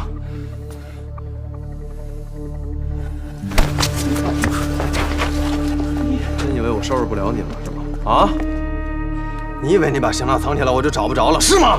啊？我没有抓邢娜，谭警官。我不仅没有抓，我连抓她的想法都没有。那个地宫，只是我用来玩的，用来收藏一些东西。嘿嘿，怎么样？哎，我跟这事儿没关系了吧？我只要不承认地宫是用来关人的，只要我是计划吧，但是并没有真的抓，你们就永远也抓不了我了，对吧？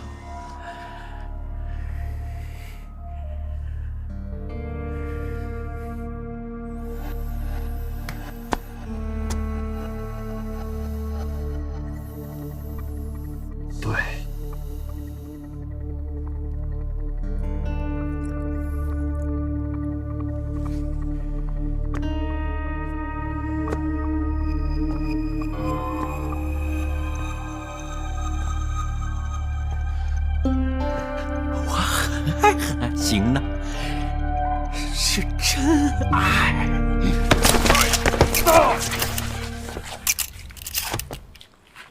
还早来，站住！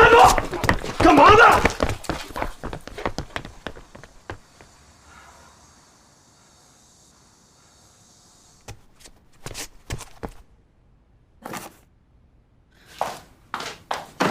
你问你的。邢娜最近在找工作吗？对，这不马上毕业了吗？他想赶紧把出国申请给办了。她要出国？是，我记得有一次他好像跟我说过吧，有一家公司给他发来了 offer， 需要家长签字。他本来打算签完就走了，就是这几天的事儿。哪家公司啊？他没说。不过一般类似于这种事情，他会记在一个小本子上，但我刚才也没看到，不知道他放哪儿。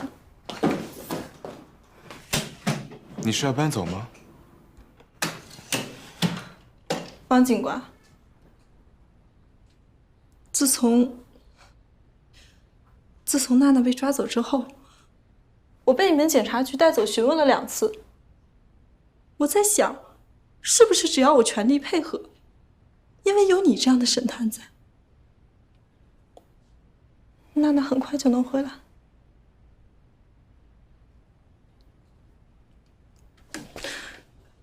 但是直到现在，你们连她的头发都没有找到。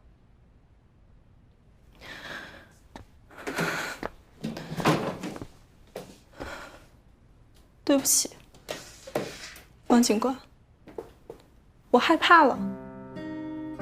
我害怕，如果我继续住在这座城市，有一天，我会不会像邢娜一样，消失得无影无踪的？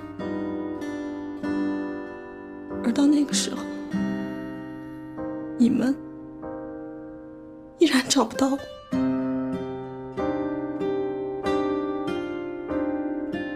我本来以为只要有你们在，我们可以什么都不用怕。我可以把我真正看到的、真正想说的全都告诉你们。我以为你们一定会把邢娜给我救出来的。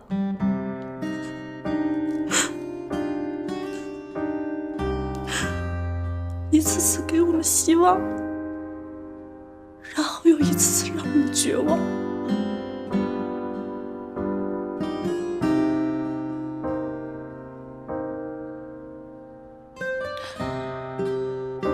对不起啊，我说多了。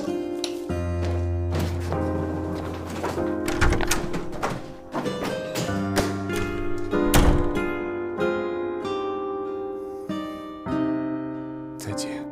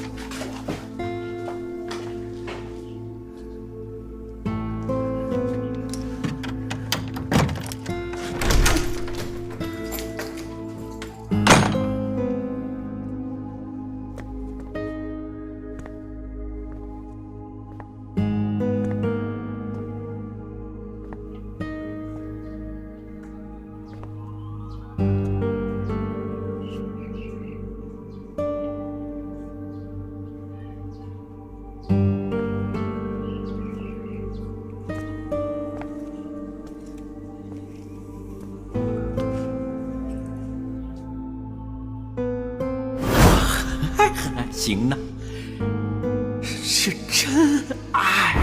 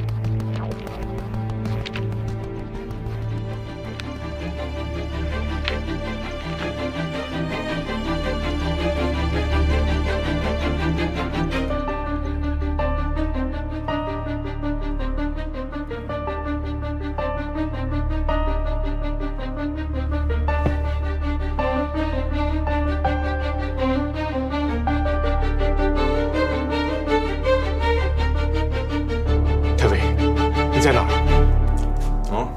吃饭呢。蒋彪有问题，他曾经潜入过邢娜的家，并且拿走了一件非常重要的东西。他撒谎了。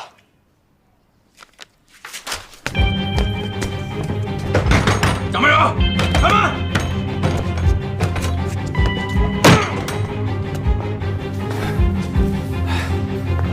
我现在就在他家呢。对。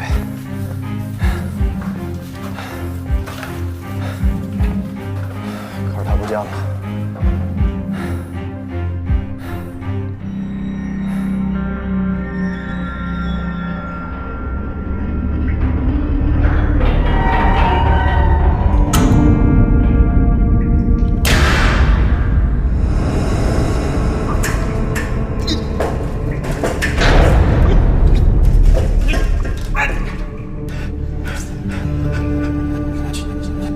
救命！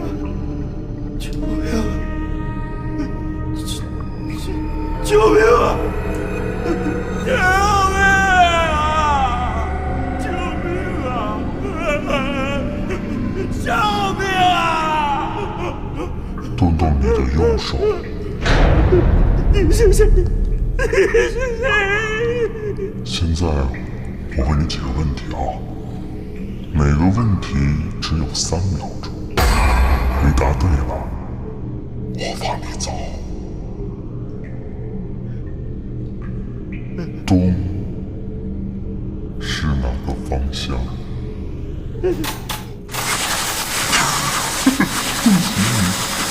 答错了。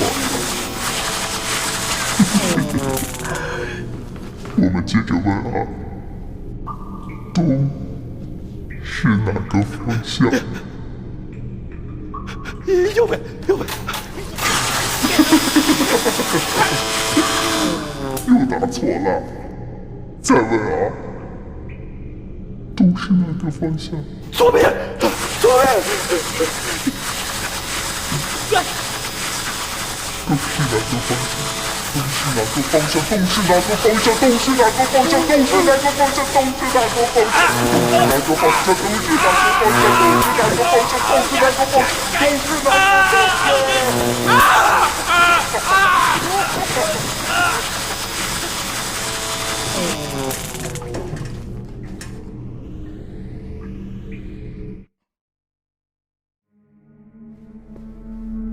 哎，宝宝，这个迷宫你说被封了2年多，直到现在才开。你说，你知道为啥不？不知道。因为这里啊，曾经死过人。讨厌。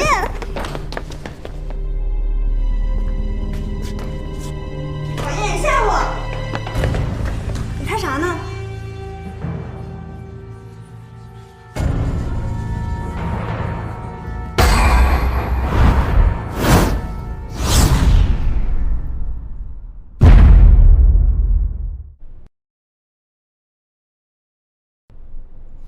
要我说呀，就该把那些个跟踪狂、骚扰狂啊，统统全都抓起来。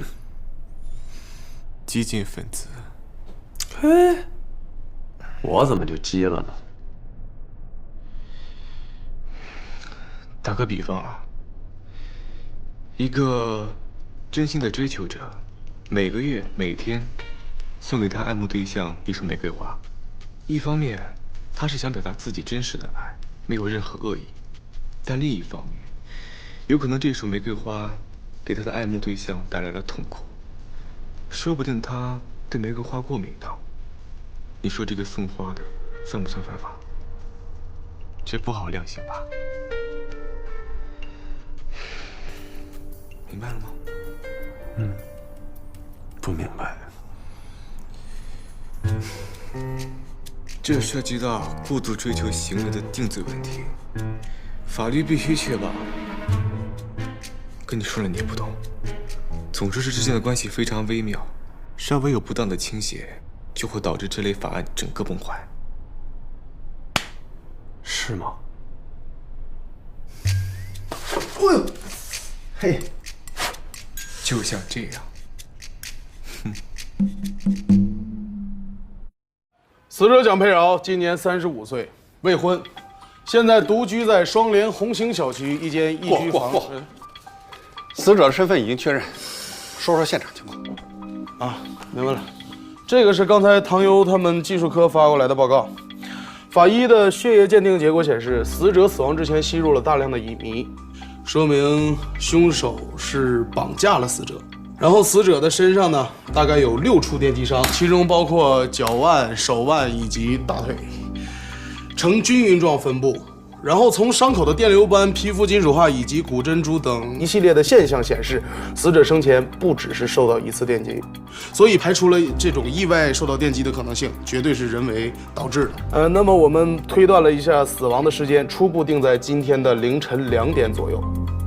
但是在蒋佩饶的脖子上发现了这样一个奇怪的标记，一个类似于六芒星这样的标记。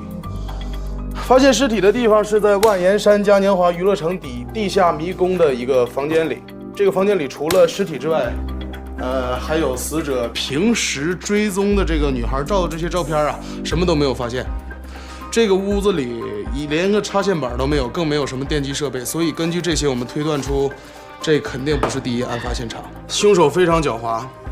蒋佩饶的手部、面部以及所有有可能留下凶手指纹的地方都被处理得一干二净。因为发现这个尸体的是第一批进来的游客，所以现场也被破坏得差不多了，没有采集到凶手的脚印。之后，我们对蒋佩饶的家里进行了一次复查。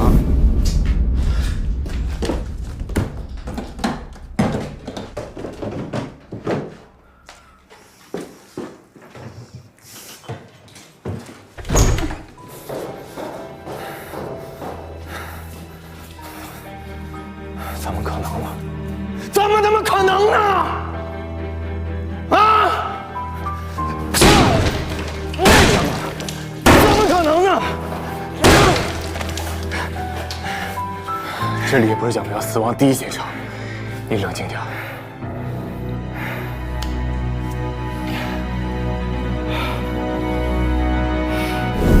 阿展，给大家交代一下复查的情况。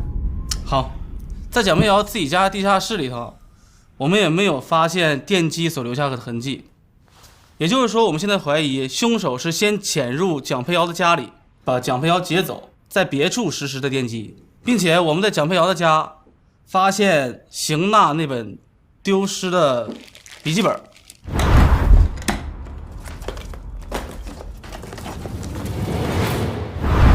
我大概翻看了几下。记得都是邢娜近几天的行程。邢娜最近一直在忙着找工作和出国的一些相关事宜。绑架邢娜的这个组织在绿藤市很有可能是通过假招聘来点人头的。很好，这是个重大的突破。哎，你们说蒋佩瑶是不是因为这个才让人灭口啊？从作案手法上来看，刑警的案子务求简洁迅速，是同一个人作案的可能性并不大。还需要再查。哎，唐优啊，监控方面呢？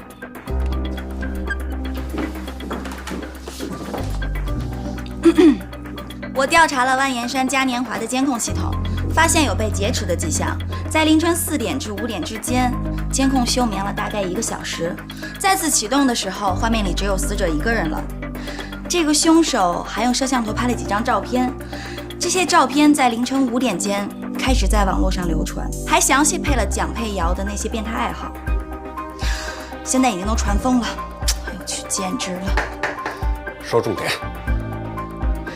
这个凶手一定是一个大神级的黑客，他们在发给嘉年华员工的邮件里面还包含了一个木马链接，只要这个员工点进去，他们就能顺着通道黑进游乐园的安保系统，成功劫持了摄像头。这个凶手的 IP 地址我已经尝试追踪过了，他采用了人海战术，在全世界范围里劫持了一大批僵尸电脑，当成自己的替身。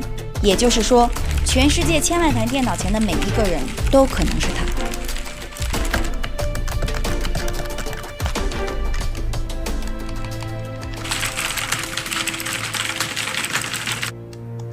但只要是人类，就会留下破绽。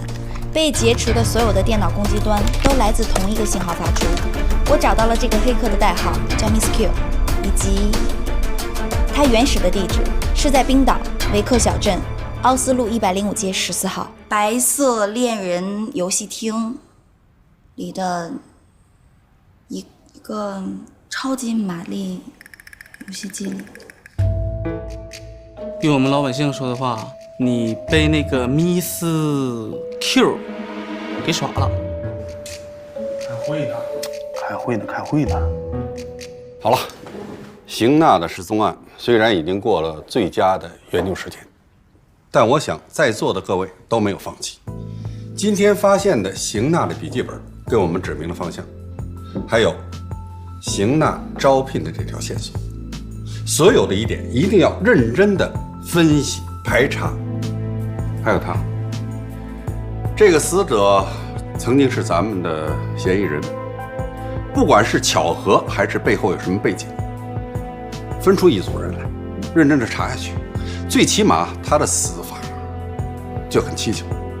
哎，方墨，从犯罪心理学上有什么疑点？首先，一般的杀人案谋求迅速，拖延的时间越长，越容易被发现。其次，本案中死者被劫之后曾遭遇过长时间的酷刑折磨，而这种冒着极大风险的折磨，显然是在宣泄凶手的某种情绪，而这种情绪与仇恨有关。其次，凶手为什么选择电击这种费时又费力的方式？想要折磨他，一把小刀就足够了。除非凶手是想用迷宫和电击来表达某种情感。救命啊！救命啊！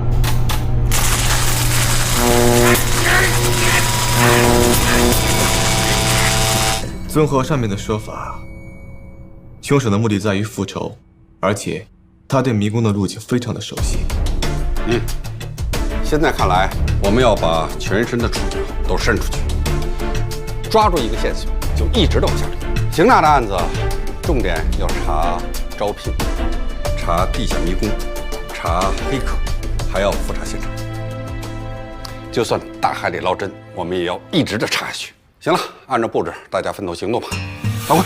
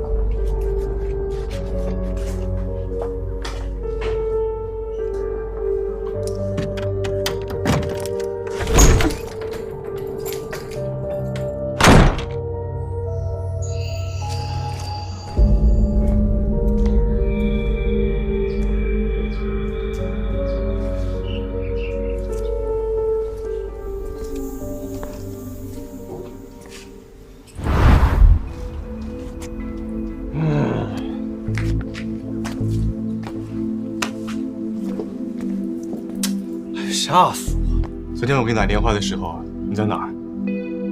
我不告诉你我吃饭了吗？就是在这儿吃的吧？还是个烧饼。昨儿你给我打电话之前，我一直跟着他来着，我一直跟到这儿，我亲眼看他从这儿进去，再没出来过。我吃饭都是点的外卖，哎呀，我就蹲这儿啃的这烧饼，我就不明白了，凶手怎么可能啊？怎么可能把他从这儿弄出去？而且又抛尸到几十公里之外的那个地下迷宫啊？你是说，你一直看着蒋培瑶没有出来过？对呀。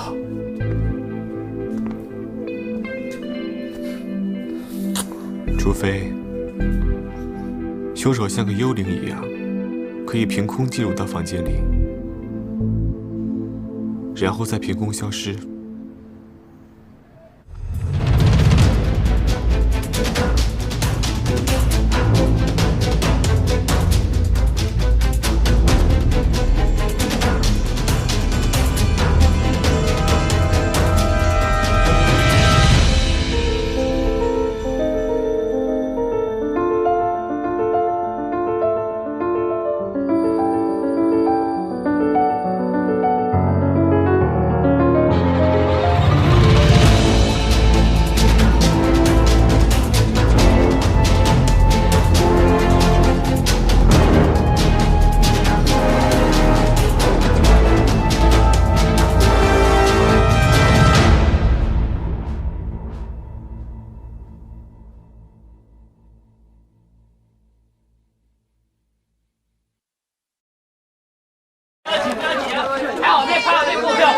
购票。哎，你好，这个就是那个死过人的项目是吧？哎，对，您先排队买票好吧？来，不要挤啊，各位游客，不要挤，每个人都有票。各位游客，不要挤，排好队购票，不要挤，每个人都有票。哎，检查同志，我跟你说，我们这个迷宫啊，全长450米，34个十字口，57个死胡同，结构太复杂了。就那天那个游客发现一个尸体，整个人就慌了，在里面到处乱窜。后来还是一个游客按住了求助铃，我们才一个个给救出来。你看一下这个，通关救人都是我们这边的。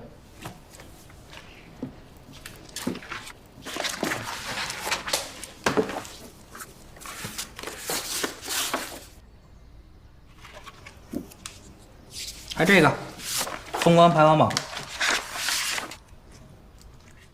这个第1名谭记，为什么比第2名快这么多？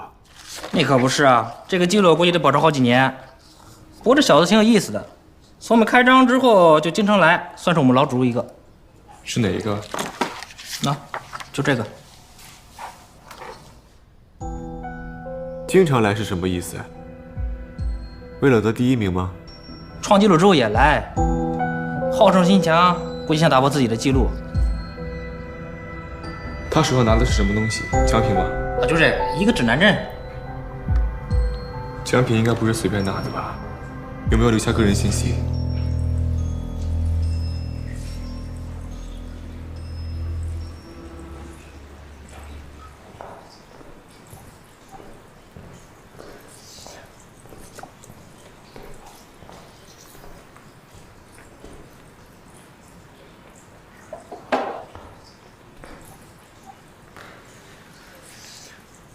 你谁啊？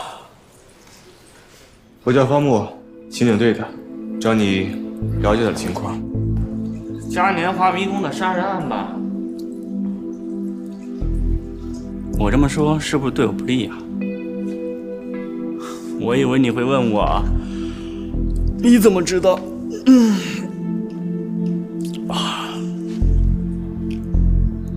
？7月27日晚上，你在哪里？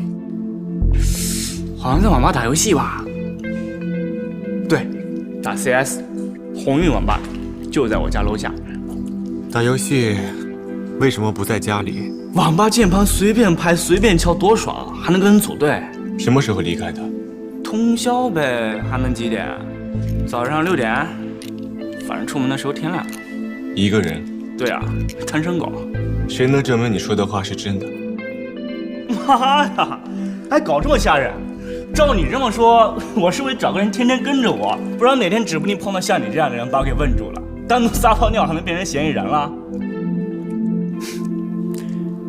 好，我们会查清楚的。我可以问你一个问题吗？你去那么多次迷宫，是为了证明你的方向感，还是想画出迷宫的地图呢？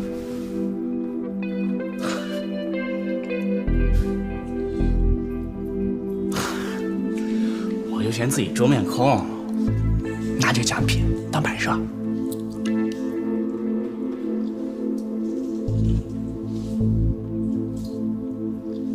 老板，开个机。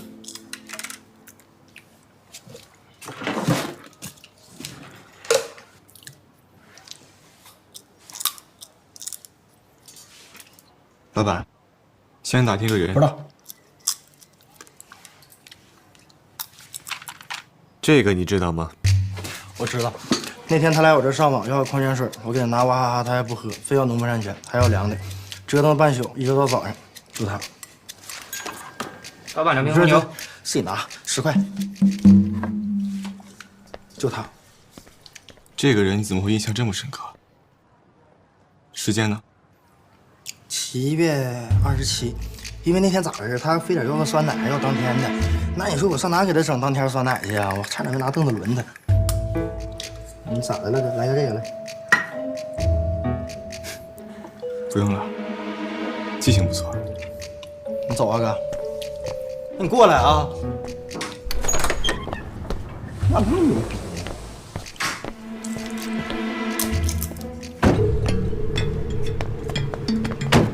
方木，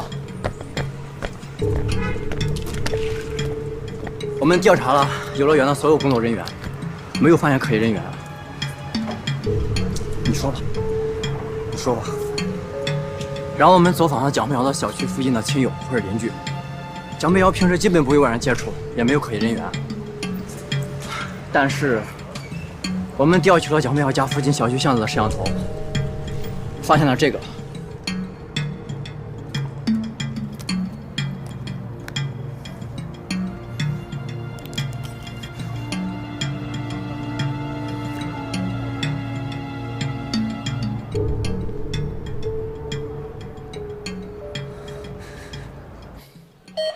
你起来情况怎么样啊？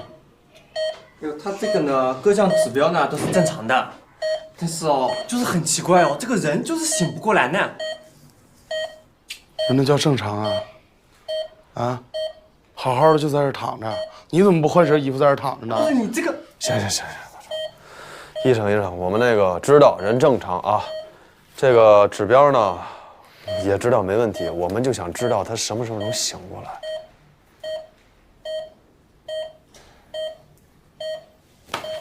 我问你话呢，队长。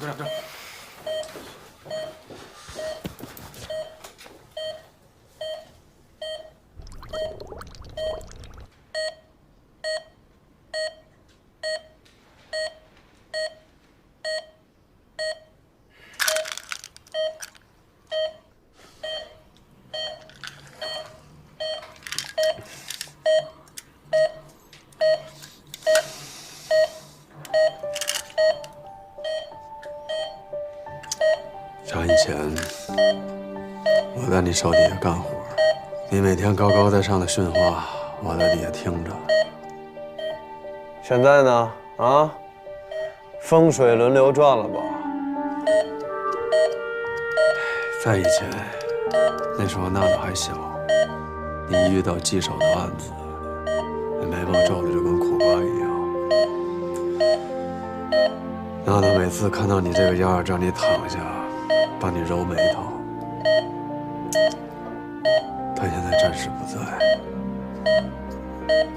我先帮你揉揉。哎呀，少点操啊！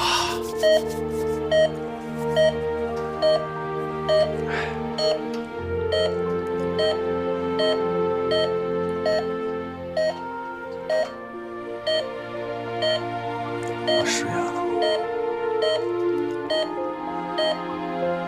我没有把秀娜给你带回来，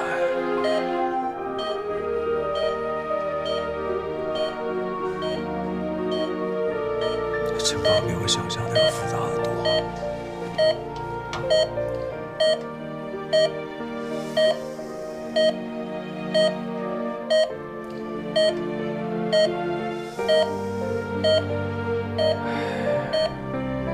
什么时候能醒过来，帮帮我？ 啊！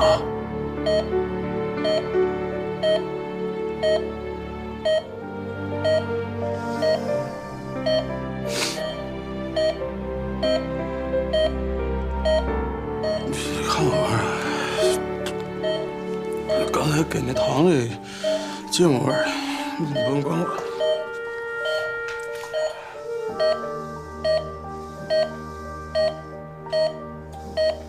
我这也是芥末味儿。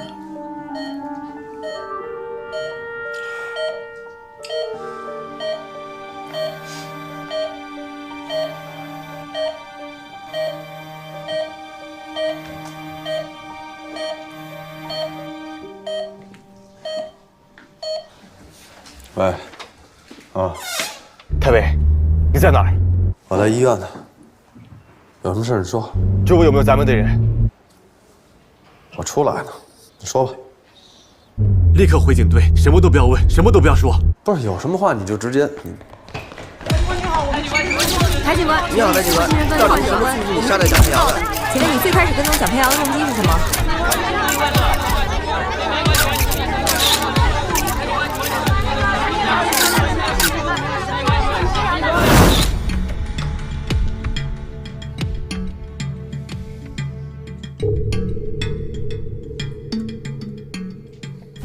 别举，他也不是凶手。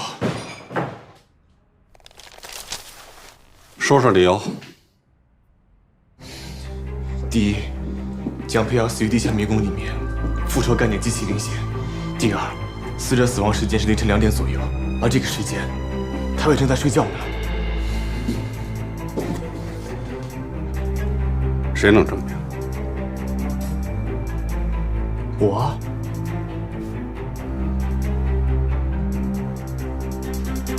这样吧，这个案子先由方木负责，台委呢暂时休息几天，等技术科拿出你不是凶手的证据之后，你再出来。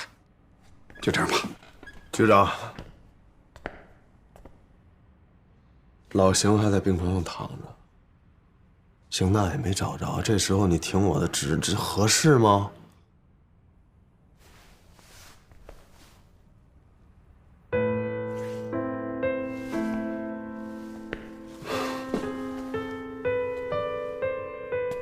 我相信你，方木也相信你，大家都相信你。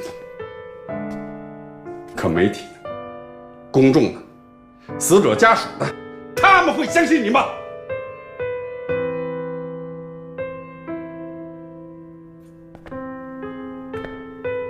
老邢昏迷不醒，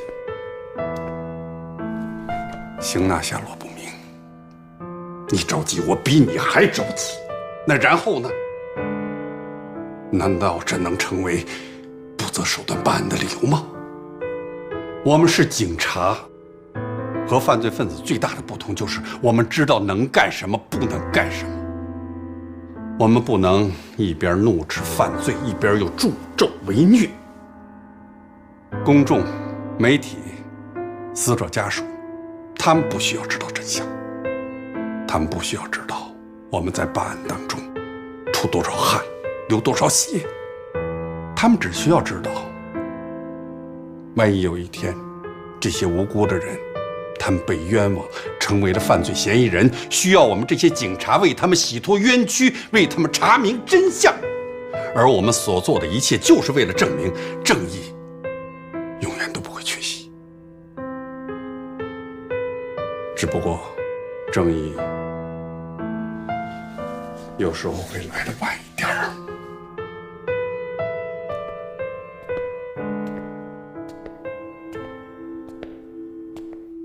正义是什么？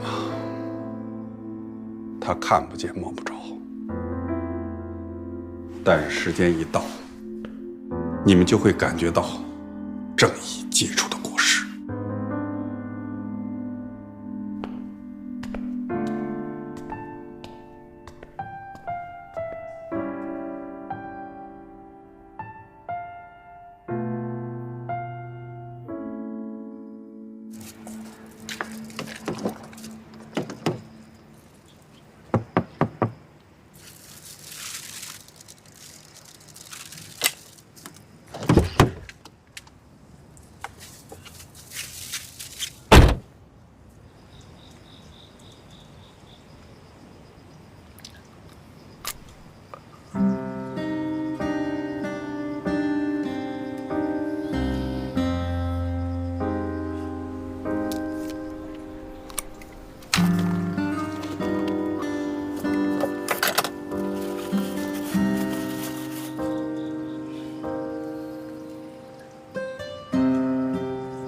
吃不吃？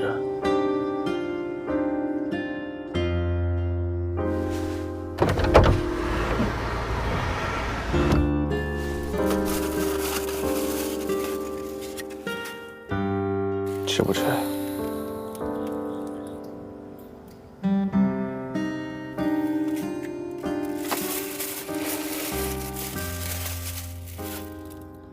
吃不吃？行了。一天天跟有病似的。筷子。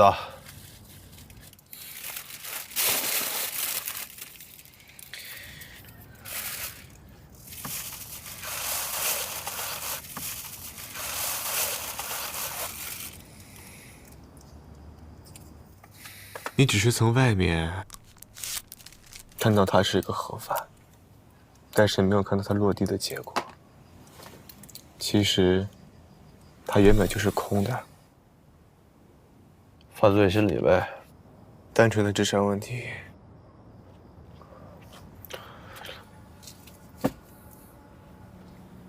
唉，02年，天阳市集东岸，3毒贩，2把手枪，1把围裙。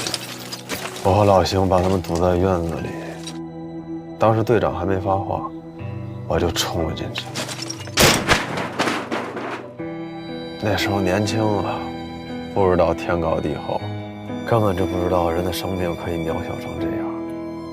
说没就没了。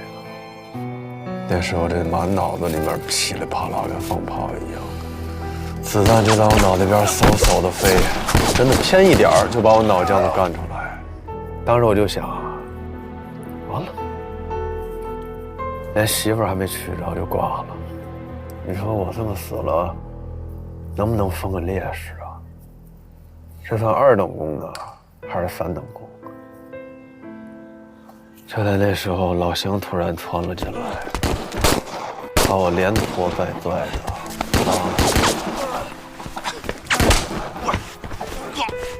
我肩膀上中了1枪，肚子上中了1枪，这儿也中了1枪，差一点从邢志森同志变成了邢志森公公。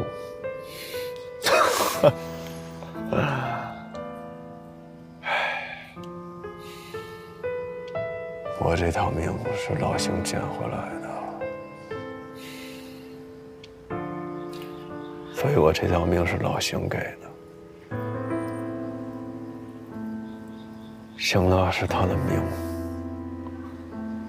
那就是我的命。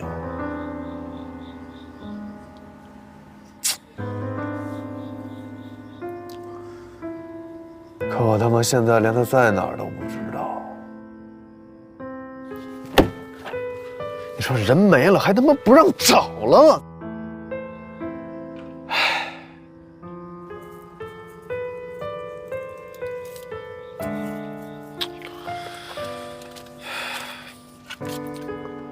这是我从老邢办公室找着的，不知道有没有用。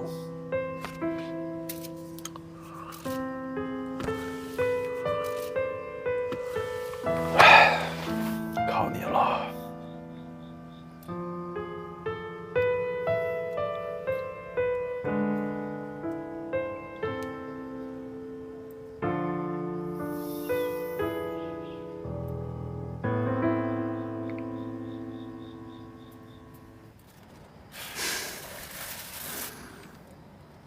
先把饭吃了。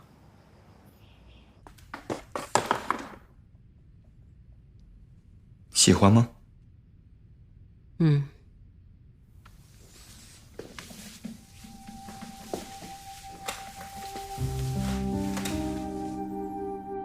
每个人的内心中或多或少都有些无法治愈的伤疤。治疗这些伤疤、舔舐这些伤疤的方式其实很多，但是想彻底治疗它的途径却很少。我明白，我只是想在您这儿舒舒服服度过2个小时，什么都不想。我试过几百万的深度睡眠系统，试过躲在录音棚的隔音室里，也试过躲到乡下，但是只有在您这儿，我才能入睡。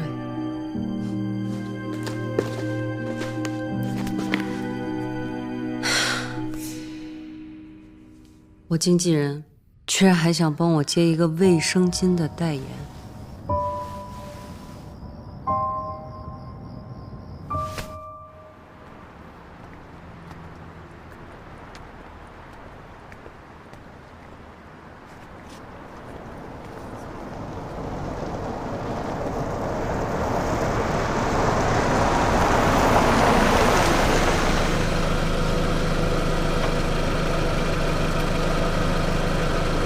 亚凡，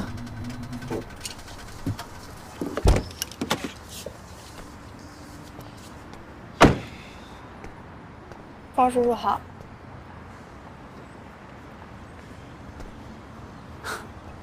放学了。是。怎么没回家啊？一会儿就回去。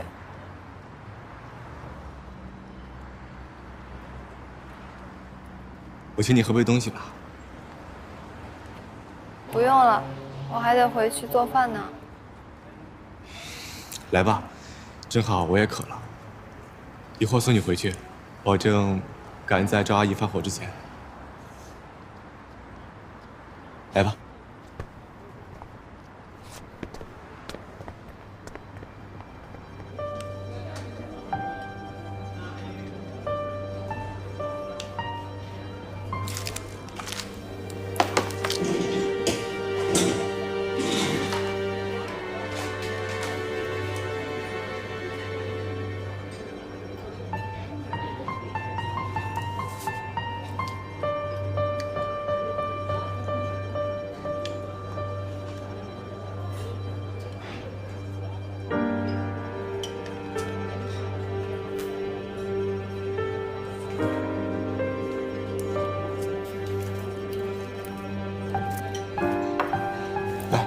吃吧。饱了。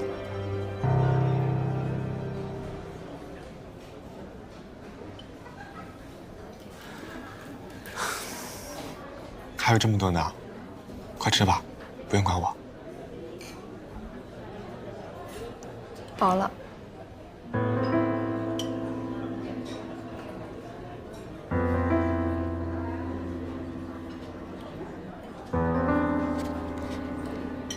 那你至少把这个吃了，不然一会儿就化了。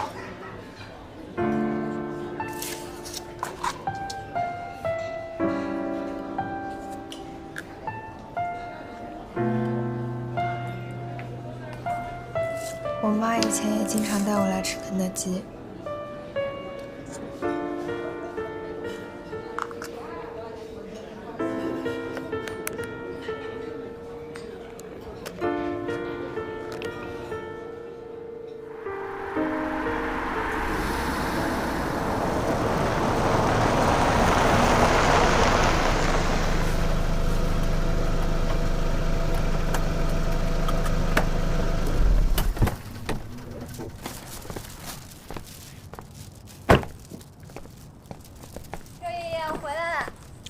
我还说呢，你这丫头跑哪去了？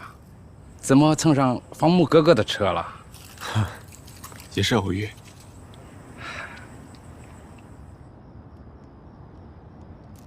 亚凡，拿去给孩子们吃了吧。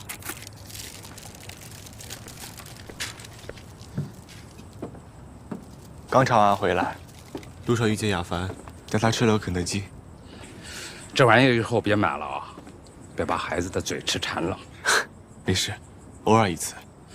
你看看你，邢娜还没下落，又来了这么个案子，你肯定是忙疯了，又惦记着我们这边。没事，也该换换脑子，不然有些事总想不明白。哎，这个什么迷宫的案子也真是够蹊跷的，这几天我们都不敢看新闻了。怕孩子们看了害怕。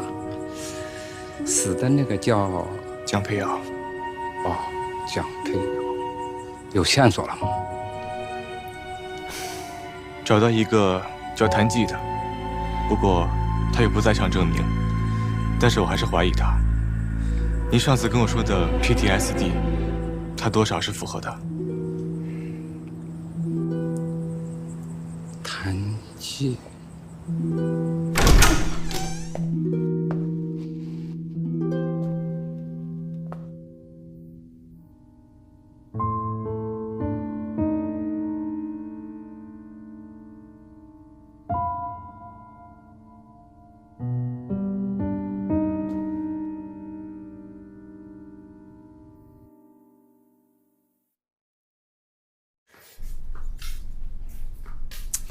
这多少天没洗脚了啊？怎么那么多苍蝇啊？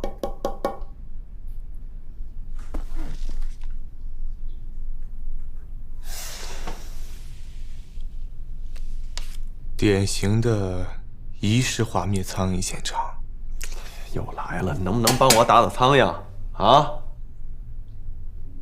一般来说，凶手在犯罪现场使用仪式感，无非是满足自己的某种心理或者情感表达，比如说是想表达自己的观点，或者泄愤报复。